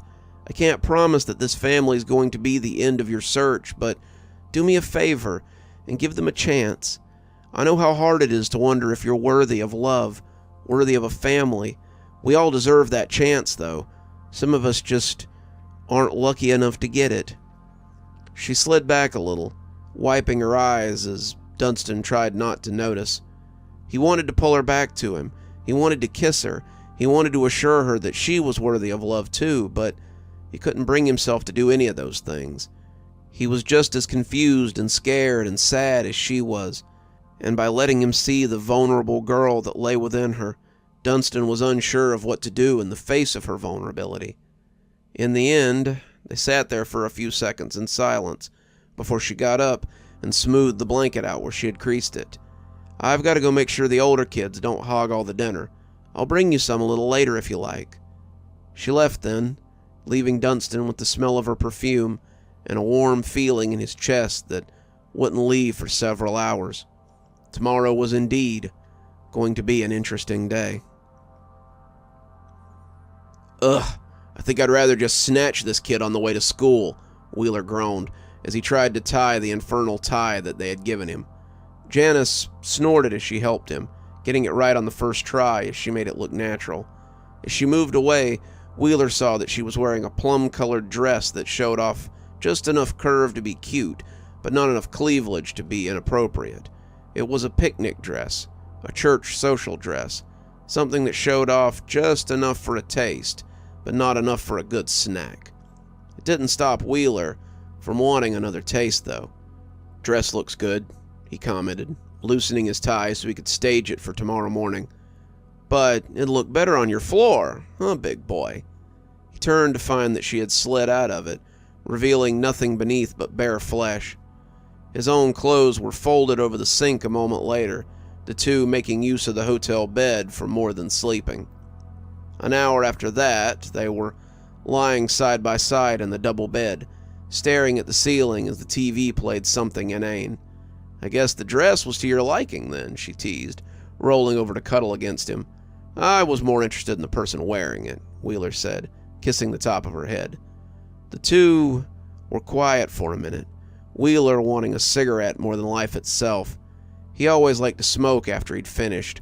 There was something about having that nicotine high while you were still cresting in the afterglow that really did it for him.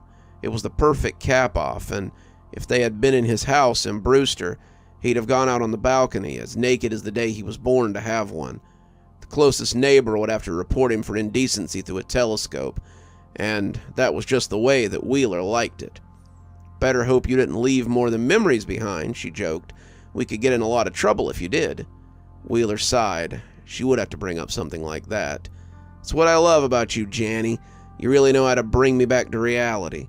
"I was just saying, you know how the site feels about washouts hooking up. Like these kids aren't screwing like rabbits half the time while they're at the site anyway," Wheeler scoffed, rolling out of bed, out of her suddenly cloying embrace as he looked for his jeans. "That's different," she said, sitting up on one elbow as the comforter helped her retain her modesty. "Those kids are probably going to graduate. Washouts don't get the pleasure of going to the next level." He found them, telling her he was going to smoke.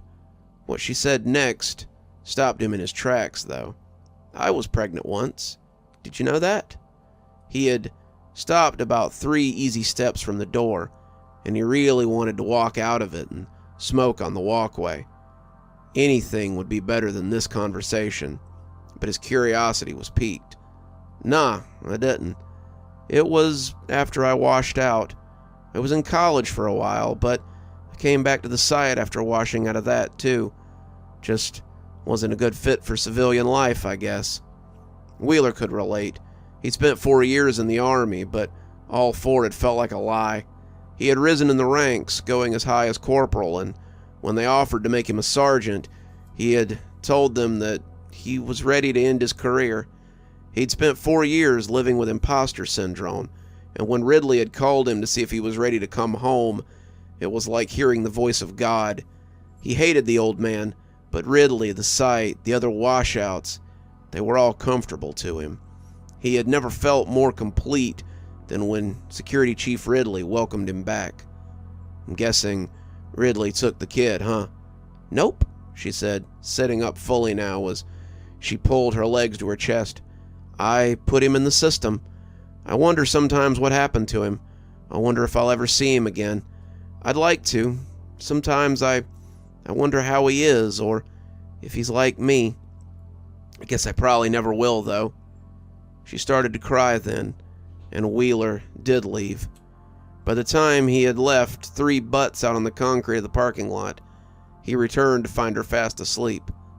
That was good.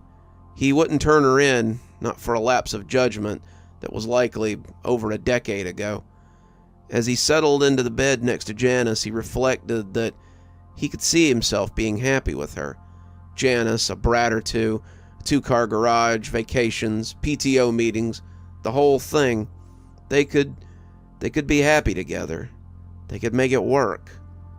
Who would watch the kids, though, while they were out snatching? Good old Grandpa Ridley and his ghoulish little kindergarten, probably. Wheeler put it out of his mind as he tried to get some sleep. He needed to be on his toes for tomorrow. Tomorrow, they'd be going home, one way or another. Dunstan fidgeted as he sat in the hard plastic chair in the waiting room.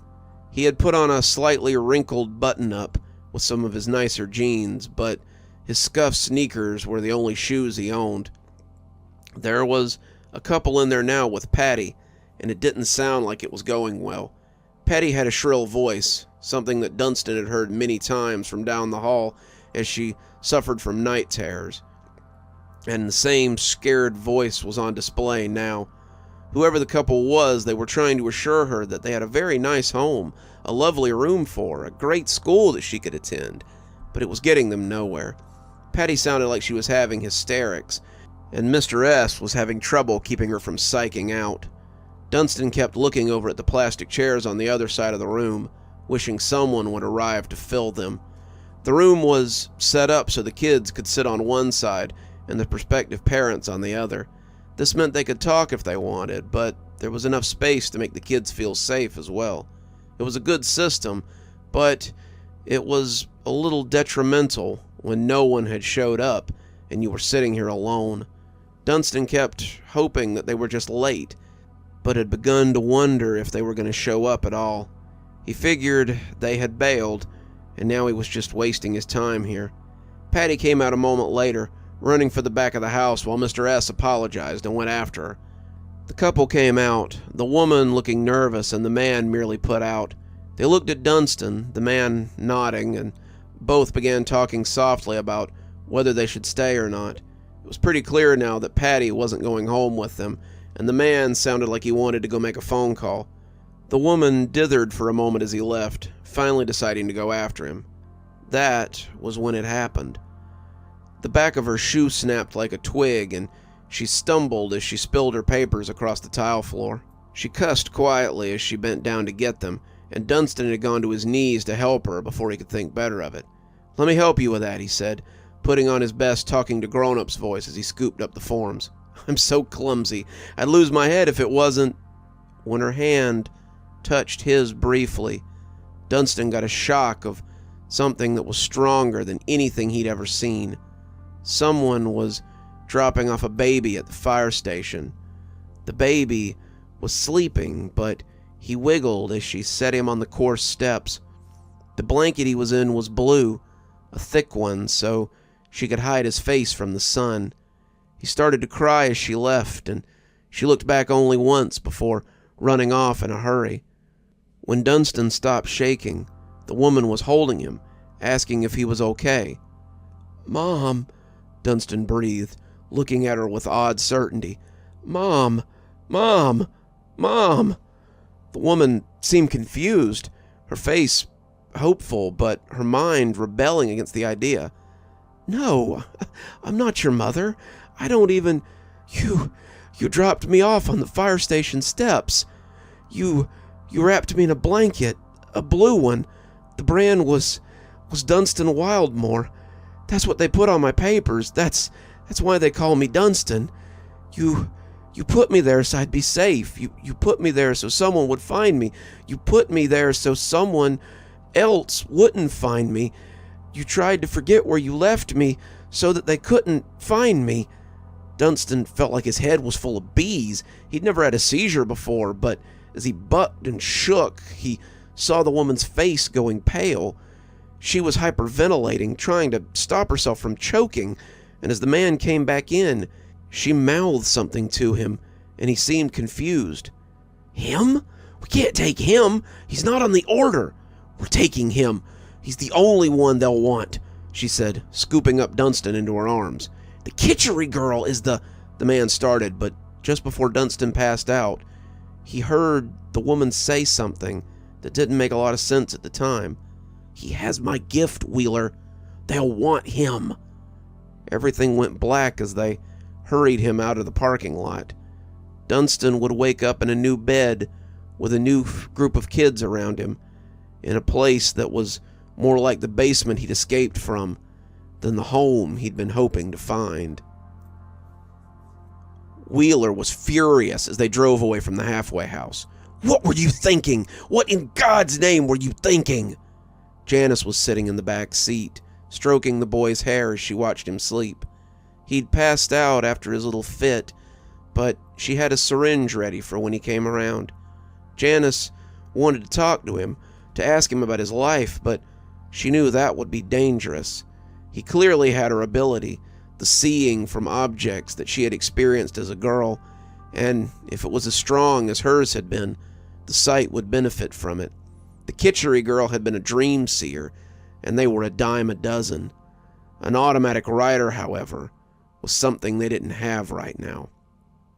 "He's my son," she said, feeling certain of it as they drove away, "and he's coming home now." He had been right, though she had been a fool to try it. She had tried to hide him from the black site 16 years ago, but now she knew better. She had been young and impetuous. She supposed that hadn't changed, but she'd seen the site as a boogeyman that would eat her son up. Now she was smarter. Now she knew better. The site would help him. Ridley would help him. He would grow up to be a fine agent, just like her. Either that or he would graduate and know joys that she could never. "I've got to call this in," Wheeler said, picking up the phone as he sped up the road. "They're going to kill us both. We royally screwed up here, Janny." As he talked on the phone to Ridley, Jan knew that wasn't the case. Ridley would be mad, furious probably, but he would accept Dunstan. Janice knew that he had the spark. She knew it as surely as she knew that he was as powerful as she had been.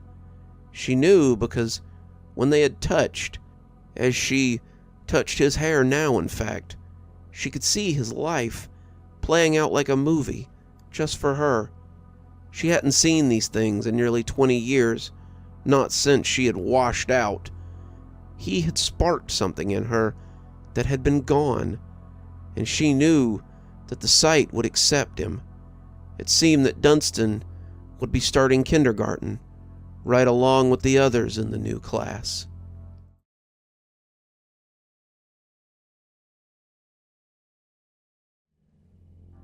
Gerald crouched low as he prepared to make a break for it. He watched the two forms as they stumbled about the 3-bedroom trailer, their movements angry and jerky. They were drunk again.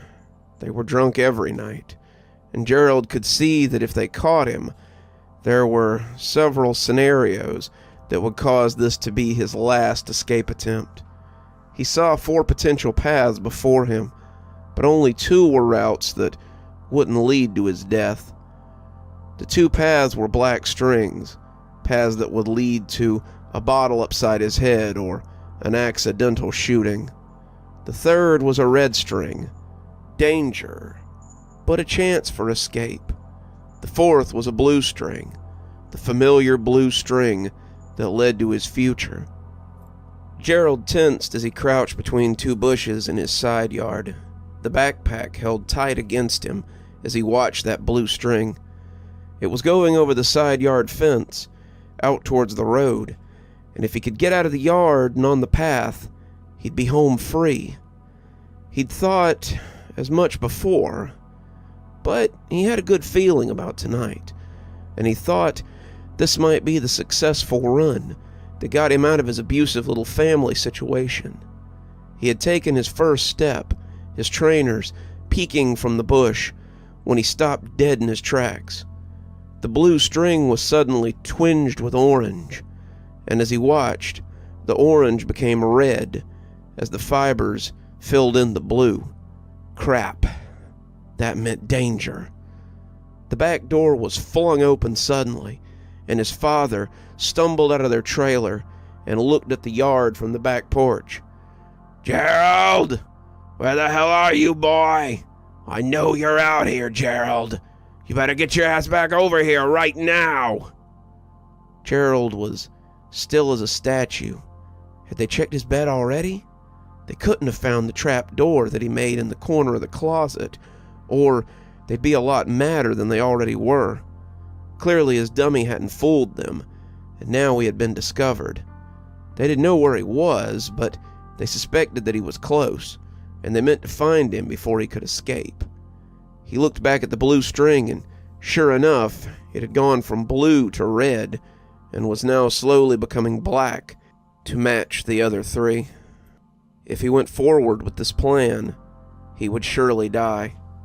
The only way open to him was back the way he had come, the cord still a pulsating red, back into danger. But danger beat death every time. His dad was going back inside, and Gerald had made his move as the door closed.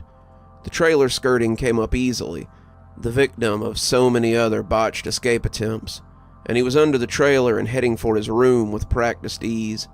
He peeked through the hole that he had made, the rug he had laid over it bulging as he checked his room, and found it to be empty. He left his backpack under the house and came up into his bedroom just as he heard his dad's heavy footsteps in the hallway. Gerald gritted his teeth. The old man was faster than he expected, and as Gerald made his slow way towards the bed, he was certain that his father would throw the door open and freeze him like a bug in the hallway light. He was nearly there, 3 easy steps, when he heard the clatter of the knob as his dad's meaty paw gripped it roughly. "Better be in that bed, you little shit!" Gerald tensed, seeing the black string that was forming between himself and the door, and knowing this beating would be his last. "Leave him alone, you brute," came a slurry voice from the living room. "He's probably just asleep. Let him sleep before you wake up the whole damn trailer park yelling like that." The doorknob stilled, and Gerald didn't look the gift horse in the mouth. He'd slid beneath the covers as his father's angry steps went up the hall, yelling at his mother to shut the hell up, and how he would discipline his boy any way he saw fit, and how... But Gerald shut his eyes as he shut out the yelling and shrieking, the sound of flesh on flesh as his dad slapped her or beat her or any number of other things. Gerald closed his eyes and scrunched down beneath the covers, praying it would all just end and he could fall into the mattress and be nothing but an afterthought. His dad didn't come back that night, and Gerald drifted off to the thought that at least he could try again tomorrow. The joy that thought brought him was not something that should bring solace to a 10-year-old, but Gerald wasn't a normal boy, after all. Gerald could see the strings, and the strings helped him stay one step ahead of his dad, his mom, and anyone else who might want to hurt him. Gerald had been able to see the strings for as long as he could remember. They were different colors, and he figured out pretty quick what they meant. Red was danger, orange was caution, yellow meant someone would likely be his friend, pink meant someone loved him, green meant he was being led towards money or other things, black meant certain death, and he had only just realized it in time the first time. Then there was blue. Blue was like the guiding marks in video games. Blue led him towards his destiny. At least, that's what he believed. Whenever a blue string led him to a person, they were always an important part of his life. It had led him to Kevin, his best friend. It had led him to Mr. Turner, the teacher who had gotten him through the 2nd grade and had helped him right up until his dad took him out of school. It led him to Lou, the janitor who had protected him from Hank, his bully. It had led him to Mrs. Castleberry, the teacher who had tried to help him escape his abusive father, right up until they had removed him from school. The blue string helped him grow closer to his goal, and Gerald was curious where it would lead him next. Away from this crumbling meth trailer, he hoped. It hadn't always been this bad, of course. When his dad had been working at the disposal plant, he'd been a nice, normal guy. He worked from 6 till 2 every day, had weekends off, and he'd been using a little bit of the meth to keep up with the younger guys at work. He had it under control, and his drinking wasn't so bad. He got a little drunk sometimes, but Gerald remembered his dad as a happy drunk who was the life of the party at cookouts and family gatherings. His mom had always been the rock at home, keeping everything together so that Gerald had a nice, soft place to land when he came home from school. They were living in a rental trailer owned by a guy who sold his dad drugs. That was true, but they were saving up for a house outside the trailer court, and soon, his dad had promised, they would have a nice new house with a big backyard and some things to play on, and maybe even a puppy. Those days made Gerald smile when he remembered them, until he remembered that they had been a lie. Well, not a lie. Not really. More like a dream that remained unrealized, and likely would never be. It all started when his dad got hurt at work. "Please, Milton, I'm sorry." His mother's cries of pain woke him up, and Gerald realized he had only dozed off for a few minutes. He could hear the sound of his father's hand as he took his poor wife to task, slapping her again and again as she cried out pitifully. He was slurring something at her, his speech unintelligible between the drugs and the booze. She was gibbering wetly, and Gerald thought that he might be about to kill her like he intended to kill Gerald. "There, now look what you made me do. You think I like hitting you? Do you? Do you?" Whether he did or not, he hit her again for good measure, and then all was quiet beyond the low sobbing of his mother. She'd been part of the reason he hadn't left yet. Part, but not all. There was a naive part of Gerald that hoped that maybe things could turn around. Maybe they could be that happy family again. Maybe things could go back to what they were, and they could leave this depressing little place and return to the daydream of their brick house with the backyard and the puppy. It was a good dream, but it was never going to happen. It had all started with a bad fall. It had been raining when Dad fell. The rain had made the step where he put his foot slippery. The truck he had been riding on the back of had taken a bump a little too hard. His dad had been tired from lugging cans in the rain all day, and his grip hadn't been as good as it could be. Regardless of the reason, his father had slipped off the back of the truck and hurt his back. It hadn't been a bad injury. His father had healed up in a matter of weeks. The problem was that they had drug tested him, and when they found drugs in his system, they fired him. They assumed the drugs were the reason that he had fallen off the truck. They assumed that he had been wired on meth and gotten hurt. They assumed he wasn't being careful, and they let him go. They made a lot of assumptions, but all of them led to his dad being fired. That had led to his landlord making him an offer. When he couldn't pay the rent, his landlord offered to let him sell drugs in the trailer park. After he'd healed from his injury, he offered to teach him how to cook.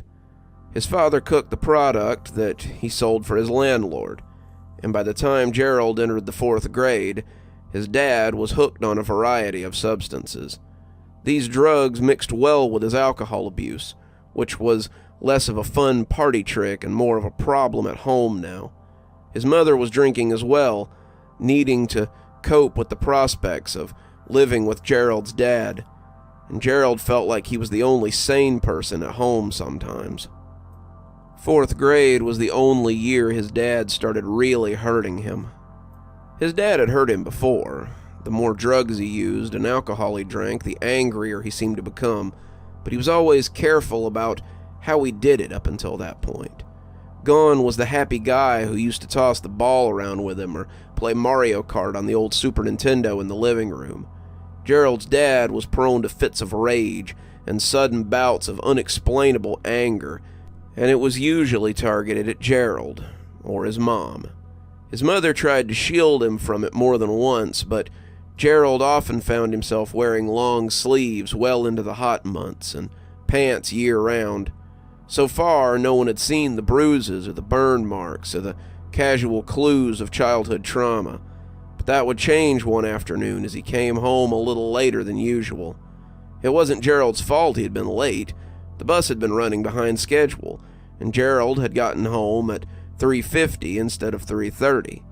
His dad had been waiting for him in the living room, and Gerald knew from the moment he saw him that he had been mad. He was sitting in his easy chair, his bloodshot eyes trained on the door, and when he called Gerald to him, his fingers had been digging furrows in the leather. "Where have you been?" his father growled, and Gerald could smell his rancid breath on his face. "The bus was late, Dad. The next thing he knew, he was lying on the floor, and his face felt like someone had hit it with a bat. "Don't you lie to me. I know you were out getting up to no good. Don't you dare lie to me. Don't you ever lie to me, boy. But then his mother had come running in, screaming bloody murder, as she saw what he had done. "Milton, for God's sake, you punched him in the face!" That explained a lot to Gerald at that moment. As his mother cradled his head, his father looking angry and worried as he glowered over him, Gerald felt like one of those computers that's been trying to load something, but just can't find it. In this case, the something was his ability to breathe and speak. He was struggling to figure out what had happened to him, and thankfully, his mom was content to repeat it a half a dozen times so his brain could catch up. His dad had socked him one. He had punched his ticket. He had clocked him and bent his gears. Gerald felt his world spinning drunkenly, and when he'd passed out, it had been a mercy. As he lay here now, listening to his mother sniffle from the living room and the TV blare out a western or a war movie, Gerald wished for oblivion now too. He wished, but apparently whatever force grants wishes for little kids in desperate situations had the night off, and he was left to shudder in his fear and cowardice a while longer. Sometimes I think Ridley really has lost his mind. Agent Tanner was cruising through the trailer park, his lights off and his speed low. This was not the place you wanted to cruise this time of night, and he knew it. Anyone looking out the windows at 3 a.m. would assume that he was looking for some place to buy drugs, and who could blame them? He was rolling along in a Chomo Special, a white panel van with no windows in the back, and the whole thing just screamed kidnap job. He would have rather posted up outside the court, pretending to be broken down, but Ridley had been very clear on what he wanted them to do. "You'll know the kid when you find him, or more likely he'll find you. I have a sneaking suspicion that the kid we're looking for will be just as ready to leave his situation as you will be to help him." "Shh," Danver hissed, looking fretfully. "He'll hear you." Tanner scoffed. "His ears are pretty big, but I don't think he can hear me 7 states away. And so what if he does? It's no secret we all think he's a nut." I don't," Agent Merrill Danvers said quickly. "I think he's a genius, and we should all thank him for the hard work that he does." Tanner rolled his eyes as he took a curve at 5 miles an hour and passed down another long line of identical trailers. A snatch of song occurred to him, something his mother had sung when he was very young, in a place as different as this from night and day. He didn't remember much about that time, a time before being taken to the kindergarten, but the things he remembered often came back in short bursts when he least expected them. Case in point, he remembered vividly the whir of his little dump truck on the thick carpet of his house, and the click, click, click of his mother's sewing needles as she sang a song that encapsulated this place so well. "Little boxes on the hillside, little boxes made of ticky-tacky, little boxes on the hillside, little boxes all the same. There's a blue one, and a green one, and a pink one, and a yellow one, and they're all made out of ticky-tacky, and they—" "Did you say something?" Agent Danvers said, and Tanner shook himself as he made another left turn. "Nothing," he whispered, looking at the houses as he rolled past. All of them looking much the same. "So, how do we know when we've found the right spot?" Danvers shrugged. "We don't, I guess. Just keep driving till we find him. We know he's here somewhere, so we just..." As the big double-wide came into view near the rear of the trailer court, Agent Tanner suddenly had a very new intuition that had nothing to do with the houses or ticky-tacky or anything. "I think, Danny boy, I might have a better idea." Gerald lay beneath the covers and listened to the snores coming from the living room. He couldn't be sure if it was a trap or not, but his mother had stopped crying, and that was a blessing. He looked at the floor of his bedroom and tried to find the string, seeing a pulsating orange line that extended into the hallway. Orange wasn't red. Orange was only slightly dangerous. But the pulsating made him think that time wasn't quite right yet. He yawned, not sure what time it was, but knowing it was early. He had dozed off for a little. He couldn't be sure how long. The old and battered Mickey Mouse alarm clock on the nightstand told him that it was about 3 a.m., but he wasn't entirely sure what time he had come back in through the hole in the floor. He rubbed a fist against his eyes, wincing as the pain moved through him. The first bruise was gone, but it hadn't been the last. The first one had been noticed by his teacher, Mrs. Castleberry. He had tried to hide it, not wanting his mother and father to get in trouble, but a black eye was harder to hide than bruises on your arms and legs. All his teachers knew that Gerald was not prone to fights and generally got along with his classmates. He had a way about him that often kept him away from bullies and gravitated him towards people who would be his friends. They also knew that Gerald's father had become mean as of late, refusing to help with class activities and generally being hostile to anyone who called the house to remind him of functions or parent-teacher nights. Many of them had suspected that his father had been abusing him for a few years now, and the size of that shiner that he now bore made them believe that he had finally taken it too far. When Mrs. Castleberry had asked him to stay after class, he'd been afraid that he'd done poorly on the last geography test he'd taken. It turned out it was much worse than that. "Gerald," she said, trying to be diplomatic, "I couldn't help but notice your injury. Are you feeling okay?" "Oh, this?" Gerald said, trying to laugh it off. It's nothing. I fell down the porch steps," he said, grasping for something that would sound believable. Mrs. Castleberry gave him a "we both know better than that" look, but proceeded on. "Oh my, well, I hope your parents took you to the hospital afterwards. Head wounds like that can have underlying effects on you as well." "Yes, ma'am," Gerald hedged, "only they weren't home when I fell. I showed them when they got home, and since I wasn't feverish or dizzy, they said it was probably okay. Mom checked in on me throughout the night, and I guess I was just fine." "That's good," she said, though Gerald didn't think she really believed him. "Gerald, I think a great deal of you. A lot of your teachers think a lot of you, too. You're a joy to teach and a bright young man. Being as bright as you are, I know you know the difference between the truth and a lie."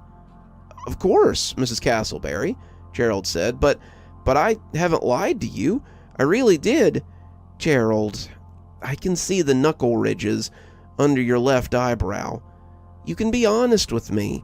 If your father is hurting you, then it needs to stop." Gerald had begun to feed her the same line a second time, but that's when he saw the string. Right around her stomach, looking for all the world like a weird intestine as it flowed from her, was a blue string. Gerald had learned to trust the strings more than he trusted people. He'd seen one attached to Kevin when he first met him, and knew they were meant to be best friends. He had seen one attached to Mr. Turner, and even though he hadn't known him, he would have surely failed the second grade if he hadn't trusted him. It wasn't that Gerald was dumb, not by any stretch, but he was distractible. The strings often kept him distracted, watching as they zoomed off in every direction, but Mr. Turner had helped him with that. "I had a similar problem when I was your age," he confided, though Gerald hadn't told him about the strings. "Everything was more interesting than school, and I had to find a way to clear my mind.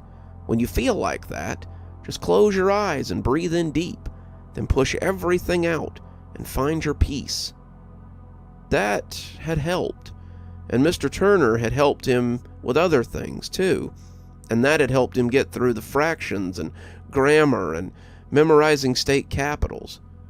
Then there was Mrs. Castleberry, an adult that he had thought would just sail in and out of his life, until right this moment.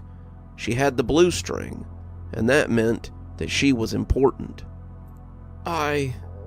He could feel the tears coming, and he didn't want them to. "It isn't his fault. He's been in a lot of pain since he fell off the truck." He told her the whole story, the abuse and all, and 1,000 excuses for his father besides. He made it pretty clear that he didn't blame his dad for any of this, and it must be the pain or his behavior, and not that his dad was a bad guy. He loved his dad, despite how he acted, and he remembered fondly the times they'd played catch or cars, or when he'd fixed his balsa wood glider with tape, and they'd played airport in the backyard. He laid it all out, and when he was done, she said it would be okay, and that she could fix it. He realized too late that the string was orange now, and that he had messed everything up. Mrs. Castleberry had called Child Protective Services, and that had been bad. They had called his parents to let them know that he was going into protective care, and that was worse. His dad had told him 100 times what happened to kids in CPS. Kids died there. Kids got worse than dead there, and Gerald knew that if he went, something bad would happen to him. They took him down to the Department of Children and Families in the big building downtown, the one you went to see the judge in. He sat in the same room as his parents and listened as Mrs. Castleberry told the CPS lady how she had noticed bruises as he tried so hard to hide them. She'd seen them, seen how he limped sometimes, but she had never had any solid proof. "When I saw the bruise around his eye, however, I know that someone had finally gone too far." Then Mr. Turner had come in, and Gerald realized that everyone had known, despite how much he had tried to hide it. It wasn't as bad when he was in my class. His father's accident wouldn't occur until the 3rd grade, but I saw them over the years. Bruises on his arms were hard to miss, especially when I worked so closely with him. Sometimes he winced when he sat down. Sometimes he limped a little, though he tried to hide it. But mostly it was the way he craved praise. When his eyes lit up, you could tell there wasn't a lot of praise at home. Sometimes, and it broke my heart to see it, he would flinch away from me when I would lift a hand to pat his shoulder or his back. Someone had been hurting him, but I had hoped it wasn't his father. He idolized his father. It was pretty easy to tell, and the thought that his hero was giving them these injuries was horrific. They had turned to Gerald then, wanting him to tell them what had happened. Mrs. Castleberry had prepared him for this. He would have to tell them what his father had done. Then he could be removed from the situation. He had hoped that maybe she would take him in, but she had shaken her head sadly when he suggested it and told him she wasn't in a position to take in children right now. "My apartment isn't big enough for me most of the time. No, very likely they'll put you in a foster home for a while. With any luck, your mother will prove a better caregiver than your father, and you can go back to living with her." "Just long enough for someone to mess you up worse than I ever could," the voice of his father had said in his head. His father had assured him that foster homes would make the torture he received at home look like child's play. They would break his bones. They would burn him. They would touch him in places the TV shows said they shouldn't be touched, and everything in between. He wouldn't have his mother there to take the beatings for him, and he would suffer constantly. Gerald didn't care, though. If it would get his father taken away so he couldn't hurt his mother or him anymore, then it would be worth it. He got up, prepared to tell them what had happened, but one look at his father, and the words curdled in his throat. He was smiling, his face a mask of serenity, and his eyes held all the crazy light of a desert hermit. Those eyes promised Gerald that no matter what he did, he'd find him. He could live with a family in the North Pole, could live with a family on the moon, and he would still find him. He would drag him home. He would kill whatever family was hiding him, and he would hurt Gerald worse than he ever had. Looking at him now, Gerald found he couldn't tell the truth. Looking at his father as he sat quietly across from him, Gerald was forced to fall back on his comfortable lies. Worst of all was the blue string that now connected the two of them. The blue string that let him know that his dear old dad was still good for something. I don't know what they're talking about. I fell down the stairs. I hurt myself. I'm accident prone. Please don't take me away from my family. I want to go home. I want to go home. Please, just let me go home. As he said it, Gerald maintained eye contact with his father, begging him not to hold a grudge and let him come home. The CPS officer only shrugged, telling the two teachers that without a witness, there was no crime. Gerald went home with his parents in the end, and Mr. Turner and Mrs. Castleberry stood watching him go like a mirror of his own parents. They didn't look angry at Gerald, only sad and worried about the boy that they had almost freed. Gerald blinked hard, his eyes heavy, but if he fell asleep now, he might never wake up again. The string was working its way back to blue, but if he was going to catch it, then he needed to be ready. Something about the string made him think that today was the day that something good was going to happen, and if he missed it, then it might be his last opportunity. He had to trust in the string. It had gotten him this far, and he really had nothing else to trust in. His father had waited till the trailer door closed, and then began his evening torture. Gerald was subject to a beating like nothing he had ever seen before, and all of it was topped off by the constant stream of demoralization that flowed from his father. He could smell the acrid smell of cooking meth, the burning plastic of a roasted extension cord mixed with the pissy smell of overcooked bleach and his own blood in his nose. He suddenly knew the source of his father's rage. He had stopped long enough to look sane for the meeting with the CPS, but now he was looking forward to beating his son, who had dared to defy him, and cap it off by knocking his wife around and pulling that poison into his lungs and falling into a drug-induced euphoria. Gerald had passed out on the floor that night, waking up in his bed the next morning to be informed that he had been taken out of school. He was homeschooled now, and would be for as long as it took anyone to forget that bruise, or his name, or anything else about him. That had been the first time that Gerald had tried to escape, he reflected with a yawn, and as he drifted off again, he also reflected that it wasn't the last. The door to the manager's trailer had come open relatively easy for someone the feds suspected of being the tri-state area's major supplier of methamphetamines. Tanner had expected a gun in his face or a snarling dog, hell, even a chain lock, but the door had crashed open after only a single kick to reveal a very empty office. The trailer was mostly for show, he suspected, and Vernon Graff, the drug kingpin of the trailer court, was likely shacked up with whatever bad-skinned waif he could find his way into. With the product he was supposed to be pumping out, she might even have half her teeth if he was lucky. Tanner and his less-than-eager accomplice had fallen on the filing cabinets in the adjoining room like flies on dung. The trailer court wasn't huge, maybe 50 units, and though Mr. Graff was a decent drug manufacturer, his bookkeeping was subpar. His debt records, however, were on point, and Tanner soon had the information that he was looking for. There were about 20 kids in the trailer court, some families even having more than one. The place was mostly for guys who worked at the steel mill or the paper mill, and the number of families here was surprisingly low. Of those 20 kiddos, about 12 of them were boys, the gender Ridley had designated. Of the 12, 4 were in high school, which put them right out, and 3 weren't in school at all, which also put them out. That left just 5 kiddos to go through. Not bad odds, all things considered. "We can start with the Neely house.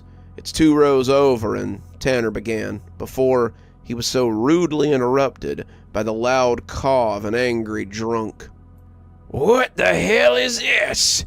came a voice from the front, presumably Vernon, after staggering in from whatever trailer he had been entertaining the night before. A quick look at his watch showed Tanner that it was nearly 5 a.m., and the sun was beginning to peek over the horizon just a little bit. They'd taken too long, even with Danvers' trained eye for info, but maybe that wasn't such a bad thing.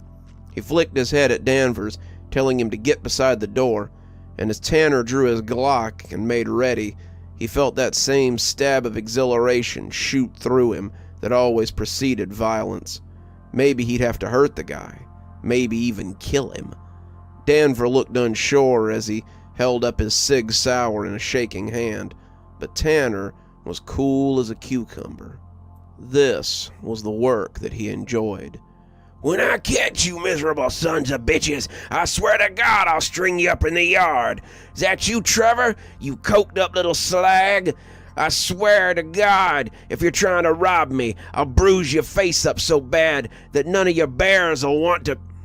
He pushed the thin little door harder than he strictly needed to, and came into the office like a charging water buffalo. The door crashed into Danvers, the little man making a sound before bumping into the wall, and when Vernon Graff turned to see what it had been, Tanner hit him with the butt of his gun on the back of the head. A few minutes later, Vernon had an even ruder awakening as someone threw vodka in his face from a nearby mini-fridge. By then, he was tied into his office chair with extension cords, and the sun was less of an idea and more of a promise for the near future. Tanner wasn't a little guy, but it had taken him and Danvers both to get the bulk of the meth-dealing landlord into his chair. The vodka, he was hoping, would sting his eyes and make him less likely to ID the two, though that really didn't matter. When you worked for the black site, your records looked like someone had gotten a little goofy with a black marker anyway. "Good morning, Mr. Graff," Danvers said, using his calm and delicate accountant's voice. "This won't take long. We just need to ask you a few..." Vernon Graff spat a lot of spittle and foul-smelling vodka into his face, and Danvers' next words were lost amongst a lot of coughing and huffing. "Screw you! You ain't got nothing! I ain't got nothing for you stupid druggos here! Get the hell out! Right now! Before I..." But his bluster was lost as the cold nose of Tanner's Glock found the thick and arthritis-kissed left knee that Vernon was bouncing without realizing it. The bouncing stopped as he spoke. "Looks like civility's off the table, Danny boy. Now then, Vern, either you answer my questions, or you will have to learn to chase trailer park jailbait and cook your poison with only one working knee. Do we have an understanding?" Vernon opened his broken-toothed maw, likely to deliver something angry and stupid that would leave him with a bullet wound, but he closed his lips around it and nodded instead. Well, Tanner thought, he'd be dipped. You can teach an old dog new tricks. "We're looking for a kid, about 10 or 11, who might possess some weird abilities. Nothing too weird. Maybe he moves stuff around. Maybe he guesses a little too well. Maybe he avoids you like the plague because he knows you're thinking about taking more than his lunch money." Vernon bristled again, but the cold nose of the gun doused his anger a bit. "Either way, we want him. We'll find him. The question is, are the cops going to find you with a sock in your mouth and tape holding it in, or a nice fat bullet hole in your skull? Either way, they'll never catch us. We're ghosts, Vern, and we don't catch easy." "I don't know nobody like that," Vern answered, too hastily, Tanner thought. "Think real hard, Vern," he said, taking the gun off his knee and putting it up against the fat wattle of his neck that covered his chin. "Think really hard, 'cause there's a 1911 in your desk drawer over there, and a 9mm slug is a 9mm slug, especially when the weapon's in your hand and the suicide note is so convincing." The gun shook, but it had nothing to do with Tanner's grip. "I don't know," Vern begged, beginning to cry big, greasy tears. "I don't know anyone like that. Kids around here are half inbred. They barely pass high school, let alone have weird powers. The McCluskey brat has a webbed foot. Forrester girl has a lazy eye. The Nemo brat has a colostomy bag 'cause his shitter doesn't work right. Is that what you're after? None of them are special, but you can take all of them. Only don't kill me. I don't want to..." He paused as Tanner reached up and pulled the slide back, ejecting a bullet which he caught and palmed. 10 seconds, Vernon. We can find him without you, but why not make it easy?" "I don't know," he wailed, afraid to move too much.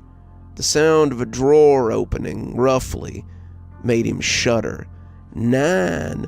"Brad Neary's kid has an eye for ball pitches," Vernon shuddered out. The cold barrel of the Glock went away, but it was replaced with the familiar barrel of the 1911. 8, Tanner intoned. The Glibson girl has a mouth like a Hoover," he practically squealed.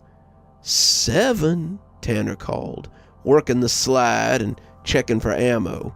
Just his luck, a full clip.